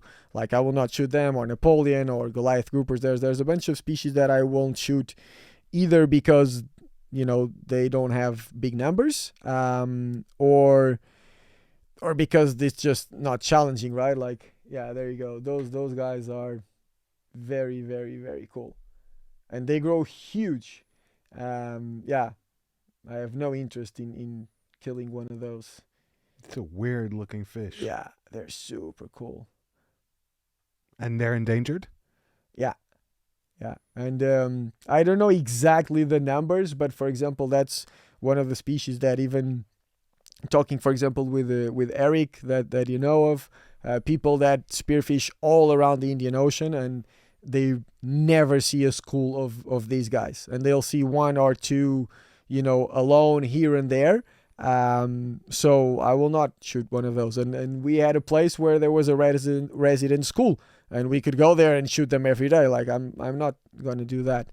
And then also sedentary fish. And that happens, for example, in the Azores. We have certain rocks with big aggregations of island groupers, the Badejos. You can go there and shoot 20 in one day. Like I will not kill them there, or I will take one. That's it. And then if it's pelagics like tunas and fish that you have big numbers of all of those fish. So then I will get 1, 2, 3. But all these others is because of the rarity of the specimen. Octopus specifically is because of your interaction with them and how you perceive them intellectually. Which is hypocritical, right? Like, I don't know if you feel differently about them. That must mean but something. You don't have an argument, though. It's like, is an octopus life worth more than a humphead or a sardine? I mean, like, in the argument that no life is worth more than another life, but there's clearly something that makes you feel differently about them. Yeah. And the way they behave, the way they interact with you, there's something that, even though we can't quantify it and we don't know much about them, there's something that makes you feel differently about killing them specifically. Yeah. And they are delicious. I love to eat octopus. Yeah. But there's clearly something that makes you feel a different way about them, in a way that you wouldn't most other species, maybe other than mammals. Yeah. Maybe than ocean mammals, like a whale, I'd imagine, is probably... Yeah, I usually feel bad when I kill whales. Especially the babies, the baby right? ones, yeah. I always feel bad about killing baby ones. They feed so many people. Yeah, you know. No, but there's clearly, jokes aside, there's clearly something different to the interaction that you have with them, and that leads to feeling a different way, because octopus isn't exactly endangered. Yeah. There's a lot of it. Yeah. Even though I've heard claims of people saying, no, octopus is finished, there's no more, but there's still plenty more octopus than many other species in the ocean. Yeah. So one of the things that weighs for me, which again, it's the challenging side of it, right? An octopus will be there in the hole looking at you. They're not going to swim away from you. There's nothing challenging in terms of hunting them, right? Once you find them, they're there, right? So I do have that. And even with certain species, like, it's weird. Sometimes the same species, I will choose not to pull the trigger just because the fish is there staring at you, and then the same species in a different situation, I will choose to get. So at least on the way I see it, there's really no challenge about killing an octopus. And when you choose to take the life of an animal that is just there looking at you, that's a little different. You want the fight. Yeah, because that's it. Like, if you're hunting things that are very hard, you don't even have time to think about it, and it just triggers a different instinct, I guess. But it's also a bit of a double standard, right? Because if you're going out there to get something that you enjoy eating, and there's a few arguments that I believe are stronger than this, right? If it's endangered, if it's poisonous, or there are certain things that I believe you should respect over that. But considering that you're targeting a species that it's sustainable by whatever definition, and you enjoy eating, and you're not going to kill 1,000 of them just for the sake of it, then it's hard to justify those nuances, because it's an emotional thing. Yes, it's there's no challenge, but why do you feel bad about that, and then you don't feel bad about something that it's hard, right? At the end of the day, it's still the same life, and I'm not sure why that is. Maybe it's like we humanize them a bit more, because we can relate to certain behaviors they have, but at the end of the day, if you're choosing to take an animal's life, then I'm not sure being smarter is a good argument for sparing something's life. Yeah. Pigs are smarter than dogs, right? Yeah. Yeah, we like bacon. Yeah. And people don't find it so good when you kill your dog for dinner. Yeah, and then you extend that to humans, and then you get into a tricky conversation. You never had human on a skewer barbecue? I'm not sure. Some animals are dumber than some humans. So yeah, there's definitely an argument there. There's definitely an argument there. Yep. Most of us leave us in the middle of the jungle in Madagascar. I'm sure the lemurs will do just fine, and we won't. No, most. Yeah. Yep. It's octopus. They have that beak right underneath, and like I haven't seen them personally that big, but you caught one that was 12 kilos. Enormous. Like the tentacles were several times bigger than you. Yeah, like opens like this, with one tentacle, with tentacle separated like this, with a beak in the middle. Yeah. It was like 3 meters. But if you hold them like this, it was, I don't remember, like a meter and something. But it's funny. They have that powerful beak that they use. It's their mouth. But they choose not to bite. That was what I was going to get to. By an octopus. You've never been bitten. Mm-mm. Yeah. And why do you think that is? Because it clearly knows that you're killing it. And for most species, they're going to try and defend themselves in whatever way they can, I guess. Well, that's the thing. We've talked about this. What if doggies would decide to fight back? We will not spearfish them, for sure. They could do some damage. So I'm not sure what the answer is.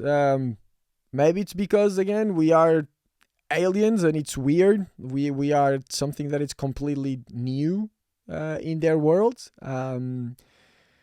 Maybe it's because of the panic of that's just how they choose to react to a situation that it's not pleasant to them. Being stabbed. Yeah. But so a doggy, you shoot the doggy and it's trying to get away from you. Yeah. But with the octopus, it's in the case of the big one, as far as I understood, it was trying to immobilize you. It was trying to hold your limbs. I'm not sure. Okay. So for example, that big one, it just grabs you around and like it took the mask off. But I'm not sure there's a clear intention to do a specific thing.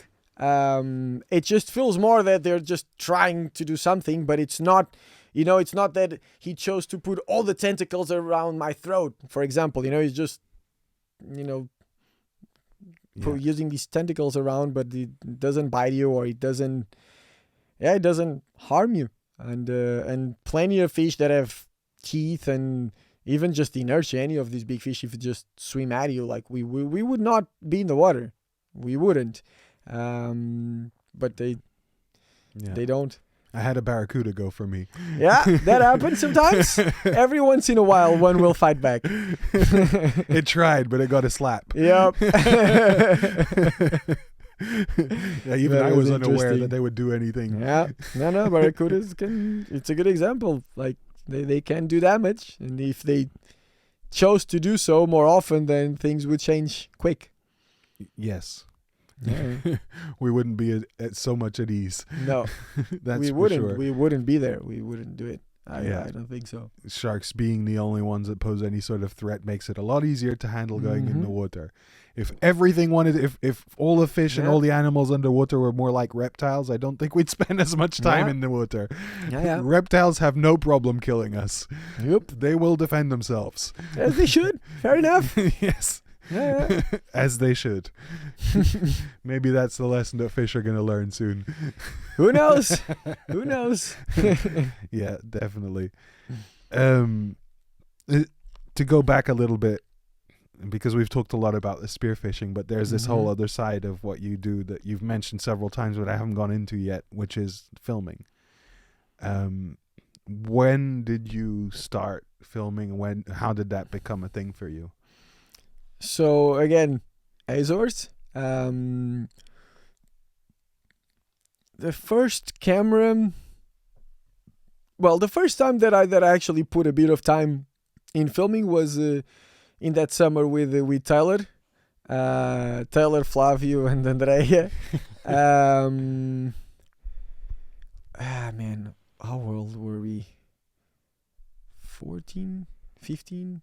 I am bad with dates, but around that time. But you bought a camera on purpose to take with you there. It was his camera, Okay. Tomas's camera, and but we had a little water housing, and we filmed a lot of stuff. I've been going through some of that footage, and 99% it's underwater. I don't have any footage of us on land, which I would like to have now. But that was the first time that I spent really playing with the camera. And I remember then I edited a little video, and I never had like a big interest in filming. Actually, even before that, I always had an interest in photography. All my first catches I took photos of, and then I liked taking photos a lot. But then during that summer we filmed, and then I edited my first YouTube video, and I remember this at the time.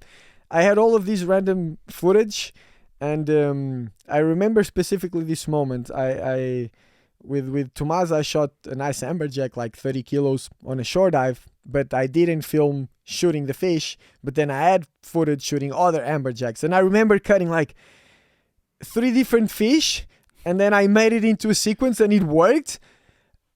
And it's funny. At that time, I had like something clicked, and I was like, "This is really cool." It's interesting because I don't spend a lot of time thinking about it, but that was definitely one of those moments. Like, it's really cool how you can make several random images into a sequence and then that translates into something that makes sense and that is creative, even though that was just a subjective choice of random moments, right? And when that clicked, that was a little moment there. And then it was just natural, right? I always loved spearfishing, and I wanted to show my friends what I was seeing underwater, and then it just gradually became more and more serious. And well, as you know, it's a long story until now, but that's how it started. Yeah. Just taking the camera with your friends to show what Yeah. you were doing there. Yeah, keep cool memories for ourselves, and then when we tell our friends like, oh, I saw this fish, or oh, we saw that, then you have something to show and get them excited about it. That was the motivation. And eventually that came to making a documentary about the Açores. Yeah. How did that come about? So that was the first time that I filmed, and then every summer I would spend in the Azores. I was just filming. Then I got my own little camera, and then I started filming. Well, everything. Every time I would go spearfishing, I would go and film. So I started gathering a lot of different footage from the Azores, not only from spearfishing, but just cool wildlife, sharks, whales, dolphins, just cool stuff that I was seeing as I was diving. And at the time, I didn't have a lot of money, so I decided to do a crowdfunding project, which you're well aware of. And I don't remember, the goal was either 2,000 or 3,000 euros that we needed to make DVDs. At the time, people would still make DVDs. And then we could sell a t-shirt or a DVD for the people who would support the cause. And then that went quite successful. And we almost doubled the goal in like the first 48 hours. And then that's how I made my first little documentary about the Azores. That was the first more serious film I did, which I now look back and I cringe a lot. But yeah, that was very interesting project, and it was very cool to do something that was just purely made out of passion. I wasn't expecting to get.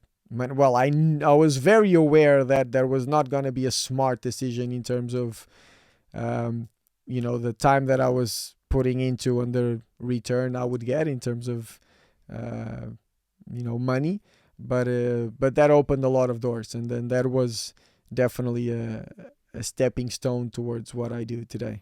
And was it before that or during that period that you decided that was something that you wanted to do, like in the future, to make more underwater films or documentaries? Or yeah, so at the time I didn't think I could do I wasn't sure I could make a living filming these kinds of things, but I wanted to do it anyways. And at the time, the way that I was supporting my lifestyle and my life in general was with spearfishing. I had a commercial license, and I was selling seafood, mostly the bruxas, like the little lobsters that you know. So I looked at it like this, like, with spearfishing, I can pay my bills, and I was studying and everything at the time. I'm not sure what will come out of filming, but I want to do it anyways. And because I enjoyed it, and I was and still now, like, I still use such a big part of my time doing projects that I'm not sure what's going to come out of it, but I want to do it anyways. And because it's fun, and it's fun for me to film and edit stories, right? And it's not that different now. Now, everything is easier because I know I can make a living off of that. At the time, it was just a passion project. It was like a side project while I had to go spearfishing to make money, right? But then that's also, and it was because of the conversation that we had, that project was very important, not only in terms of filming, but more than filming, with the guiding. And at the time, we had a few discussions, and thankfully, he convinced me to add to the packages that we were selling on the crowdfunding, an experience with me there, right? So if you support the project with 15 euros, you get a DVD, and then if you support the project with, I don't remember at the time, 2,000 euros, then you can come and spend a week spearfishing with me there, right? And at the time it was super weird. Like the idea of paying someone to go spearfishing, that was something I was not ready to accept, because I was reflecting myself on that. Like I would never pay anyone, and even still today, like I'm not gonna pay anyone to take me out spearfishing. And then especially at the time, I was gonna go spearfishing to make money, to be in the water and everything, but I was either not spending or I was getting a little bit of money by doing it. So I found it very weird that, someone would be willing to pay to have that experience with me.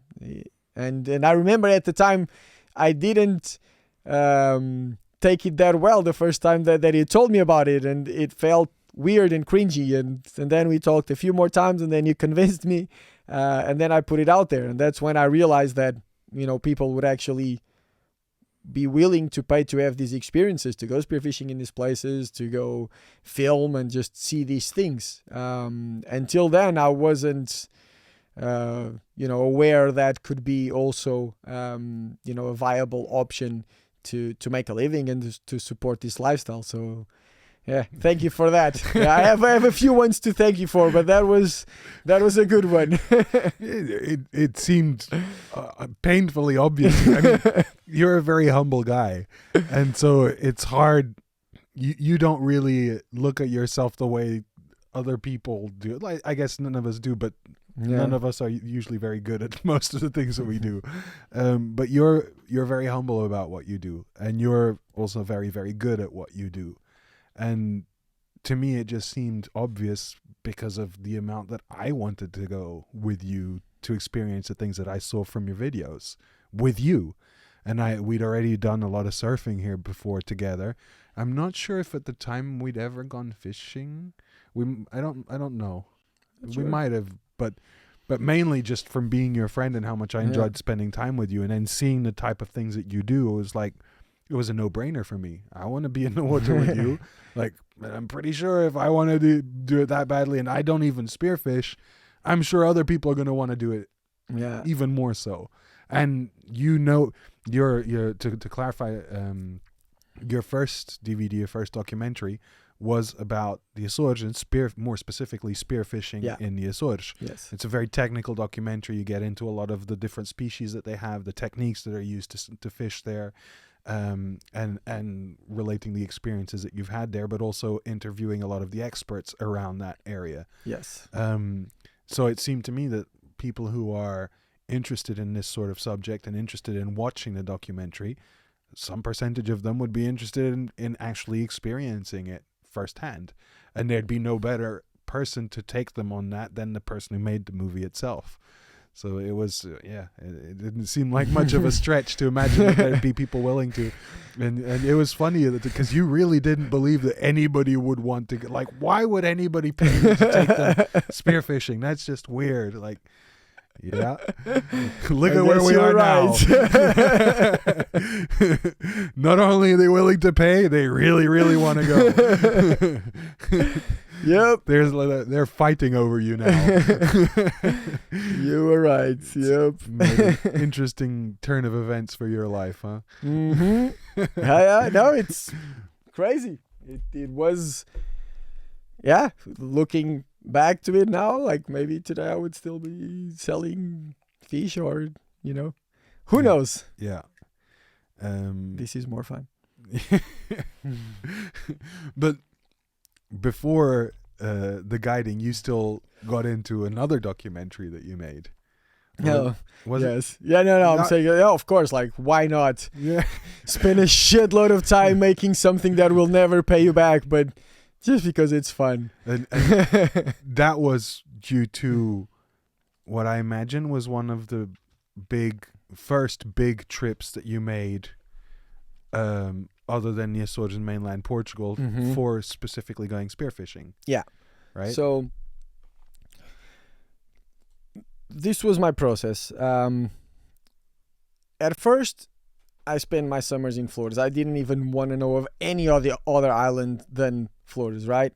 Then from then, I started exploring other islands around the Azores. And then I started to, I wanted to go to different places. And it's funny because Cape Verde was the first place where I had to consider, seriously the possibility of facing sharks. And something that's clear for me now, it wasn't clear for me then. Like I had to think a lot about Cape Verde and if I was willing to go there, because there could be sharks. And especially at the time, not knowing what I know now, I made this big deal about it in my mind. So then it was just like a natural process, right? Like, this place, then you want to expand your adventures, and Cape Verde was the first time that I dove by myself outside of Europe. And I went there alone. I spent 3 months there roughly. I only had like my little camera at the time, and then I dove in different places. I slept, with the locals. You're really underselling that the struggle that you went through there. Yeah. You went there Fishing. because you heard about there might be some interesting fish there. Yeah. And you really went all out hardcore, like sleeping on the floor in mud huts. Yeah. And I going out went and lived their lifestyle. It's hardcore for us, but for them it's their life, right? And that's what I did. Well, first I didn't have the money to go on a charter or any of those things, and I don't have a lot of interest in that anyways. And I really wanted to live their lifestyle. So, and this was something that was hard at the beginning, because I went there with very few contacts, and then you go to the harbor and start talking with people, and then you're the only white person in there, right? So they look at you, and then they start, selling a trip, or, you pay us X and then we take you diving. And I didn't want to have that kind of interaction, and I didn't want to have that kind of experience. So this is what I told them, like, what you guys do here is what I do at home. I know how to get fish, and I'm willing to, sleep where you sleep. I'm willing to live the lifestyle that you live, and I will do my best to catch fish. And I believe that in the right place, I will be efficient at it. And that wasn't easy all the time, right? Like, I wasn't well received in all the places. But then what happened was, instead of the people that then I became friends with, instead of being an outside that is paying for them to take you out, then you create a more pure relationship. And that wasn't always the case. I'm not going to mention the other times, but of course not everyone was nice, and then there was ups and downs along this process. But then I was also very lucky to then meet people that were really nice, and they were genuinely happy to have me in their homes and to go out fishing. And sometimes we would get a lot of fish, and it was great, and a lot of times we would go out and not get anything. We were going out on wooden boats. There's no GPS, no sounder. I would dive in places that they thought they were good, and a lot of times it was just sand. But then also we found some really cool places, and that was a very, very cool experience. And then I got a lot of footage, but I was by myself most of the time, and I got these few cool moments, like releasing the manta ray and some cool spearfishing action, but I didn't have enough to make a story about it, right? So then I held on to that footage for quite a few years.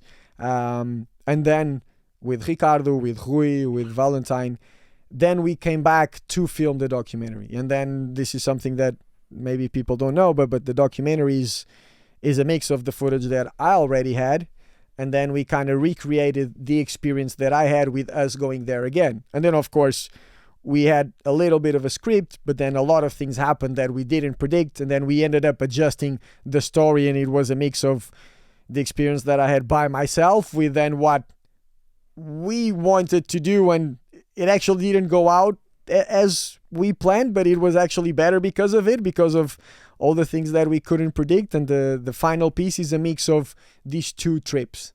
That's Agua Negra. Yeah.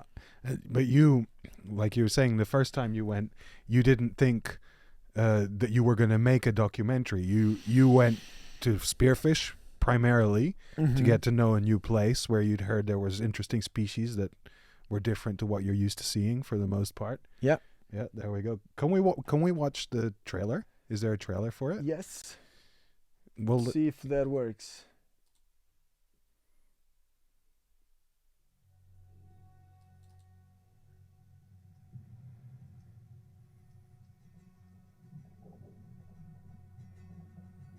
The reason why we're doing this is because we want to travel to a place we know nothing about.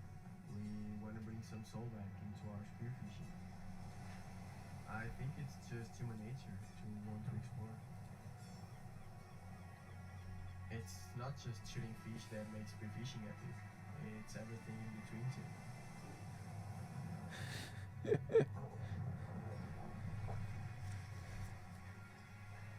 don't know where to go. We don't know where the fish is. I think we don't totally know what's in store for us.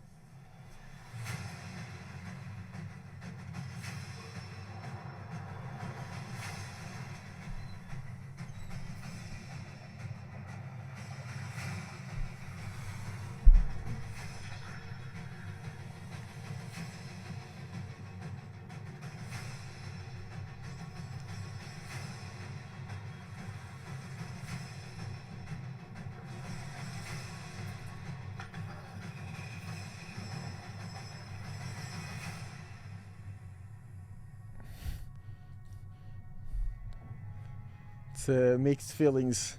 Looking at that, I always feel cringy. really? Yeah, I would do so many things different now, but I guess that's always the case. It should be, right?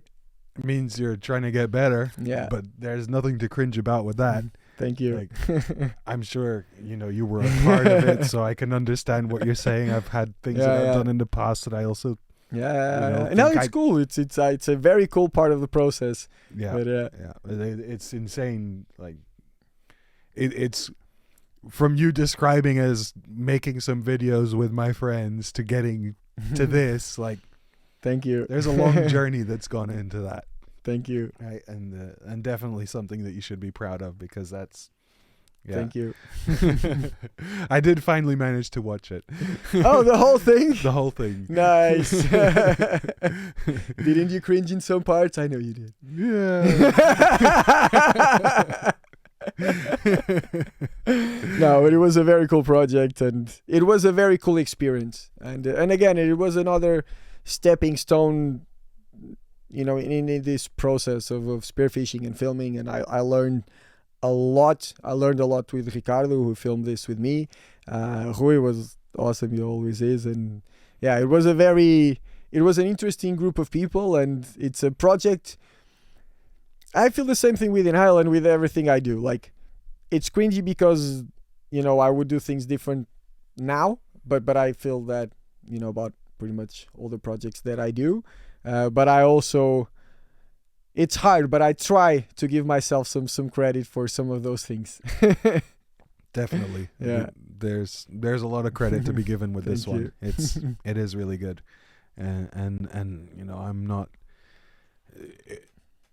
I'm not, how do I say this?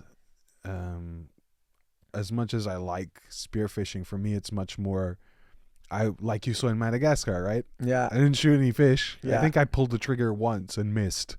Didn't you kill a surgeon? Maybe. You tried. I think I tried and I missed. Okay. I think. I don't remember. But to me it was, and is much more a question of catching dinner. Mm-hmm. And with the amount of fish that you are putting on the boat and the clients that you are guiding, they're putting on the boat, I really didn't need to catch anything else for dinner. Yeah. We had more than enough dinner. On the good days, that wasn't always the case, though. Yeah. On the bad days. On the shore dives. Yeah, but on the bad days, it wasn't me who was going to make a difference anyway. If you were having a hard time catching fish, then I'm not going to make a dent. So for me, it's not that side that fascinates me as much. But you have a way of telling the story that makes it so much more interesting.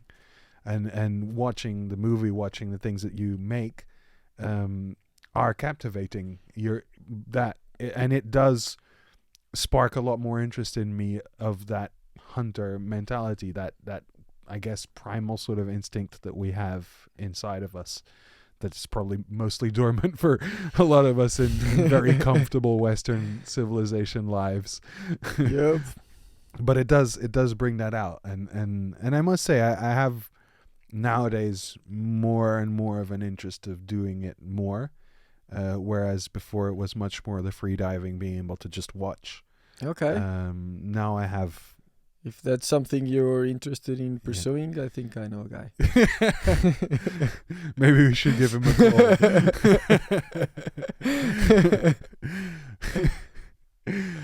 Yeah. Let's So go. from your first documentary, you evolved into starting to guide people, so taking people out to do spearfishing all over the world, Mm-hmm. right? What are some of the other places that you consider, like, if not world class, at least the Yeah. best places that you've been to Yeah. so far? Again, it's similar to some of the answers that I gave you before. I really do believe each place has their own magic, right? And if you focus, if what excites you is the challenge of understanding different environments, then no place is better than the other, because some of the most difficult places are the place that I had the most fun. Spearfishing at home. I enjoy spearfishing at home more than ever. And this is something that I talk with some with friends sometimes. It's like, oh, you were a month and a half in Fiji with crystal clear water and fish everywhere. Like, how can you go diving here? I like it more here than most of the places. I really love spearfishing at home, and I'm enjoying it more and more. But from an outside perspective, there's an argument to be made that Portugal is not great for spearfishing, yet I do think it is, right? So I've been lucky to be in places that are very fishy. I would say some of the wild places in Fiji, Indonesia, New Zealand is also amazingly beautiful and very, very fishy. The Azores, like, when all the stars are aligned, the Azores are the best place in the world, I believe, in terms of the spectacles that you can see with the bait balls and the tunas, and having on the same bait ball being able to see giant bluefin, big eye, and yellowfin with whale sharks and whales. I think that's very, very special, but that is rarely the case. Most of the times it's very average and probably not even worth the trip if you're just focused on getting your trophy fish, right? There's plenty of other places that are easier for you to do that. So I always have a hard time answering that question, because when I travel, I don't go with the goal of just going to the place and land that fish. I really like to learn about the different challenges, and a lot of times the challenge is to get one stupid fish that is 2 kilos and no one knows about, but it's really hard and it's really smart, and I'll be happy with that. I don't necessarily go, at least personally, to a place to land the biggest fish the most efficient way, even though that is my job a lot of times, right? Then I recreate those experiences, and then when I'm guiding and filming, then my goal is to maximize the experience by putting all of that knowledge on the table and try to be as efficient as possible. And a lot of times the challenge is to be able to deliver that experience in the most efficient way. And I like the challenge of trying to pulling it off in the most efficient way after going through the process myself, right? So yeah, I don't have a perfect a preferred place around the world. In terms of the time that I want to spend right now, yeah, Portugal is probably one of the places that I want to explore the most. Like, there's a lot of things that I want to do here at home that I hadn't done before, right? Because before I was spearfishing for a living. So you don't just go out and explore to get one special fish, right? You commit to what is efficient, because that's what makes a difference at the end of the month.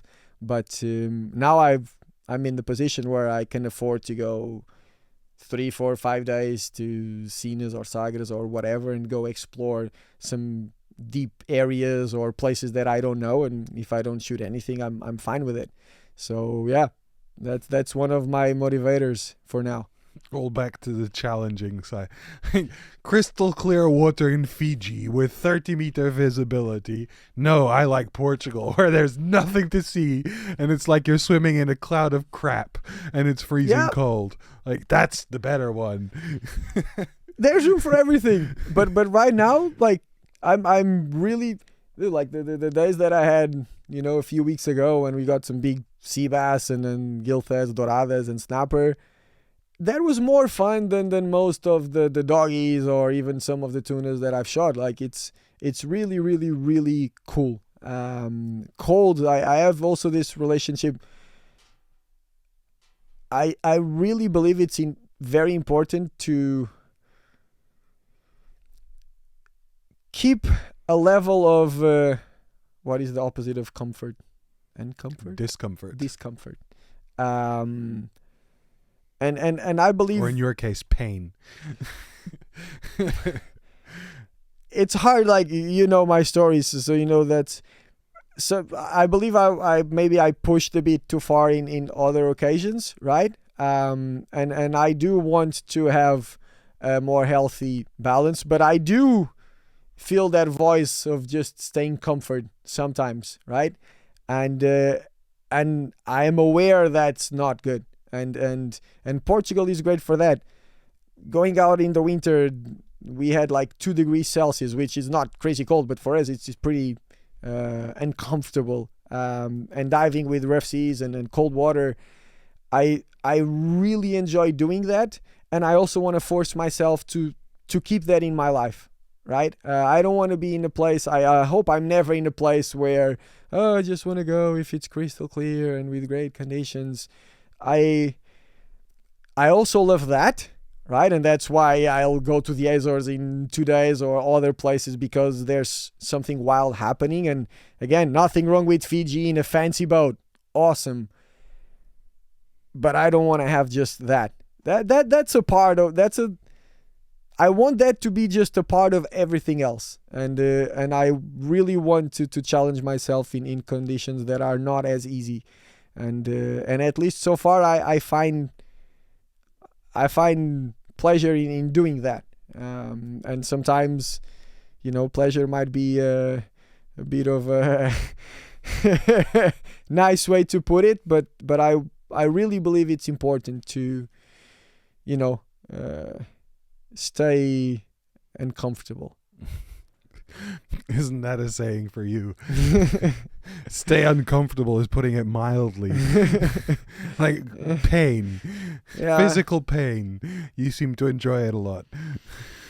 Again, it's always a matter of perspective, right? The kid in Madagascar is going to be laughing at us, right? Oh, like, you pain, like there's nothing, right? It's always a matter of perspective, right? For me, I don't think it's too crazy. And I think I always actually think the other way. Like, I could do way more, way more. And while I do want to find a healthier balance, because I do have a little bit of that FOMO. I want to go 12 hours every day from sunrise to sunset or even more. And I want to be at all places at all time. And if there's 2 bait balls happening in opposite sides of the world, I want to be at, in the 2 of them at the same time. And I feel that I'm a little more calm now. But because of that, and while I do understand that it's good for me not to be so extreme in chasing that, I am also aware that the extreme opposite of that is also not good, right? So I want to keep the comfort in check. And so, well, let's talk about what you're doing now. So obviously you're doing the guiding, you're taking people all over the world, but you're also working on your videos, which are not no more documentary or more documentary or Everything, hopefully, inshallah. So along this process, I've been filming a lot, right? Not only on the trips that I would do with the clients, but like we were talking, like I have a genuine passion, to go out in these places and experience these things by myself. So I always spend a good part of my year just going by myself or with one friend after these bait balls or spearfishing adventures or whatever it might be, and we film everything all the time. So I've been gathering footage year after year in all of these different countries, and it just kept adding up to an insane amount now. And at first, it was like, oh, we got this really cool footage of whatever, the tunas in the Azores. Oh no, this is really, really good. It was like Agua Negra. Oh no, I'm not just gonna do a little YouTube video about it. No. Now we're gonna go again and film it even better, and then we're gonna do a documentary about it. But then you're doing that in 10 different countries in the same year, and then I just keep filming, and that's what has been happening for the last at least 8 years. And now that I'm trying to fight my FOMO of being everywhere all the time, that's one of the goals, to start going through that footage and to start telling my story the way that and it's quite a challenge. There's a lot of footage, there's a lot of cool stories that I want to share. I'm not sure what is the right way to do it, and that's why maybe there's going to be 1 hour films, 25 minutes. There's a few 25-minute films that are done already, but then also short films. There are many things I would like to do, but I need editors, and well, for now I'm taking on that challenge by myself, but lots of things to do. Yeah, but your main focus is going to be around YouTube channel, or so the only tools that I've been using to share my story a little bit, it's really Instagram. It's the one that I'm more consistent, I would say. I only have a few things on YouTube, but that's the platform that I'm gonna invest the most during this year, and it's not that different from the other projects that I did, right? I'm not expecting to convert YouTube in a lot of money, or at least not in the short term. And we've brainstormed about it a lot. Yeah. And I've came up with all of these different strategies, and then right now I just want to edit. When I'm at home, I want to try to delegate some of the logistics of the trips, and I want to spend more time editing, and I want to put those stories out there. And then for now, what I'm doing really is just to choose certain stories and then I start putting them together, and some stories I start editing. They feel like it's going to be a 5 minutes thing, and then it ends up being 15 minutes because the story makes sense. And then some others will be shorter, and then some others might be 1 hour. Right now I'm just selecting stories that I want to share, but then ideally, like in the future, I want the channel to tell my story from the beginning and everything that led to this moment, and not only my story, but also the story of the people around me, right? Like I wouldn't be here without you, without Rui. There are a few people that are a big part in this, and ideally, things going well, then the channel will allow us to go and have more adventures and make more stories, and find cool ways of not only having fun but also giving back by sharing content, knowledge. Other than specific places, like I'm not gonna tell you my secret little rock in Indo or whatever, but general knowledge about spearfishing, I want to share that, because I believe it's only fair, right? Like I learned a lot of the things that I did because I put a lot of time out there, but I was very lucky to learn from very, very competent people. And that's also a part of the stories that I want to do. Just, I'm not too worried about keeping the secrets of spearfishing. Cool, fun stories. If there are some little tips that I can add, awesome. And like Inhale, I did it without expecting much, and well, who knows what this will turn out. But right now I'm more focused, just trying to edit and publish soon. Can we expect a spearfishing course in the future? Yes. Okay, because I'm sure there's not gonna put any dates in that, but yes. Yeah, no, dates are not. We're not good with dates. No, very optimistic. It's not all bad. Being optimistic is good, just not with schedules and deadlines. Yes. Yeah. As long as it gets done, right? Eventually. Because I'm sure there's more than a couple of people who'd like to learn from you. Yeah. Well, Need to work on that. To finish up, because we've already been here for a little bit now. For people who are before your course eventually comes out. No, don't wait for that. No. For people who are interested in getting into a similar not line of work, but a similar lifestyle, or doing some more spearfishing, or even learning the basics of it, what do you have to say to them? What would you recommend? So the first thing that comes to my mind is my old school mentality, and that's why I grew up, which vai bater com os cornos no fundo, you know? And Can you translate that? Yeah.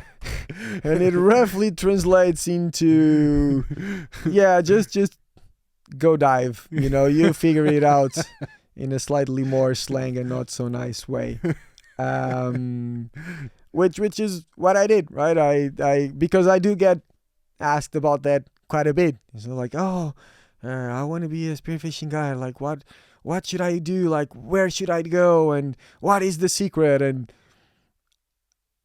I'm in this position because I really enjoy spending a lot of time in the water, and that all of the things that I have, it's a byproduct of something way more simple, which is commitments to something that I really enjoy doing. And I believe whatever it is, again, it's a fucking cliche, but whatever it is that you're doing in life, I think we should spend more time committing and actually spending time doing that thing than to, strategizing the best way to get the outcome. Again, it's the same thing. If you enjoy this lifestyle, then go and do it. If you become a really good Spiro, and if you can make it clear by actually getting results and getting the fish and finding the species and getting the shots, whatever it might be, then things will just slowly fall in place, right? And it's not going to be easy, and there's no secret formula. Like even for me now, I'm always investing a lot of time in things that I have no clue if it's going to work out. But it's a very sinuous road, but I stayed consistent with one thing, which is bater com os cornos no fundo, like spend time in the water and try to learn about this thing that I'm passionate about. And then it translated into filming, into guiding, into traveling, into editing, but it could have been something else. I would be happy spearfishing commercially still, and who knows what other venues, could materialize by committing to this. I ended up here. I think it's way more important just to commit, like I've heard this, and I think it was in an interview with Kelly, and they're asking about like, what is the secret, and is it the gym, and what do you eat, and the diet, and it's like, if you want to become a really good surfer, you go surfing. And there's little things that you can do here and there that, of course, if you have a very unhealthy lifestyle, spearfishing is a good example. Like it's hard to be a good spearfisher if you don't have a healthy lifestyle, right? You can, but it's not ideal. And as you get older, then it just becomes impossible, right? And it's the same thing. I think it's way more simple. Just spend as much time in the water as you can, and then things will happen. Yeah, well, you're very passionate about what you do, and that's inspiring to others. I mean, especially in a world where so many people are so lost without any notion of where they want to take their lives. Like it's a great thing that you share your stories with us, with the rest of the world. So Thank you. hopefully there's many more to come out. This is just to finish. It's not that I have a clear idea or vision of where I'm going. I also don't know. Nowadays it's slightly different, but I never had. Some people are different, surely, but I never had like, oh, I have this dream and the vision and I have a purpose. No, I was always very aware of the things that I did not want to do. And it's way more a path of, I don't want to go there, I don't want to go there. And then I start going left, like, oh, no, I don't want to go there. And knowing what I don't want to do and then being willing to, to do the work to avoid those things. I'm not sure my message is, to have that vision and then to follow it. I 10 years, I didn't know I was going to be guiding. I knew that I was going to be spearfishing. Like, I really enjoy doing it and I don't want to have a 9-to-5 job. And I filmed a lot of events and weddings and I've done a lot of really, really boring jobs to be in this position. And then still, this morning I was doing Excel sheets and logistics and, there's plenty of things that are not as fun, but I really try to avoid to stay comfortable in places that I really don't want to be. And in my case, I think it's way more a low tolerance of being in those situations than to actually have a clear path of where I want to be in life, and in a purpose. It's way more simple. Like, there's a lot of things that I want to do and I want to work really hard not to be in that position. And I really like spearfish. Yeah. I think that's perfect. Thank you for coming. Thank you. We've got the first one in the bag. Yes. Let's see what happens quando Alex carregar no botão. It explodes. Let's pray that it doesn't explode. Bora. Thank you for coming. Thank you. Será? Está feito?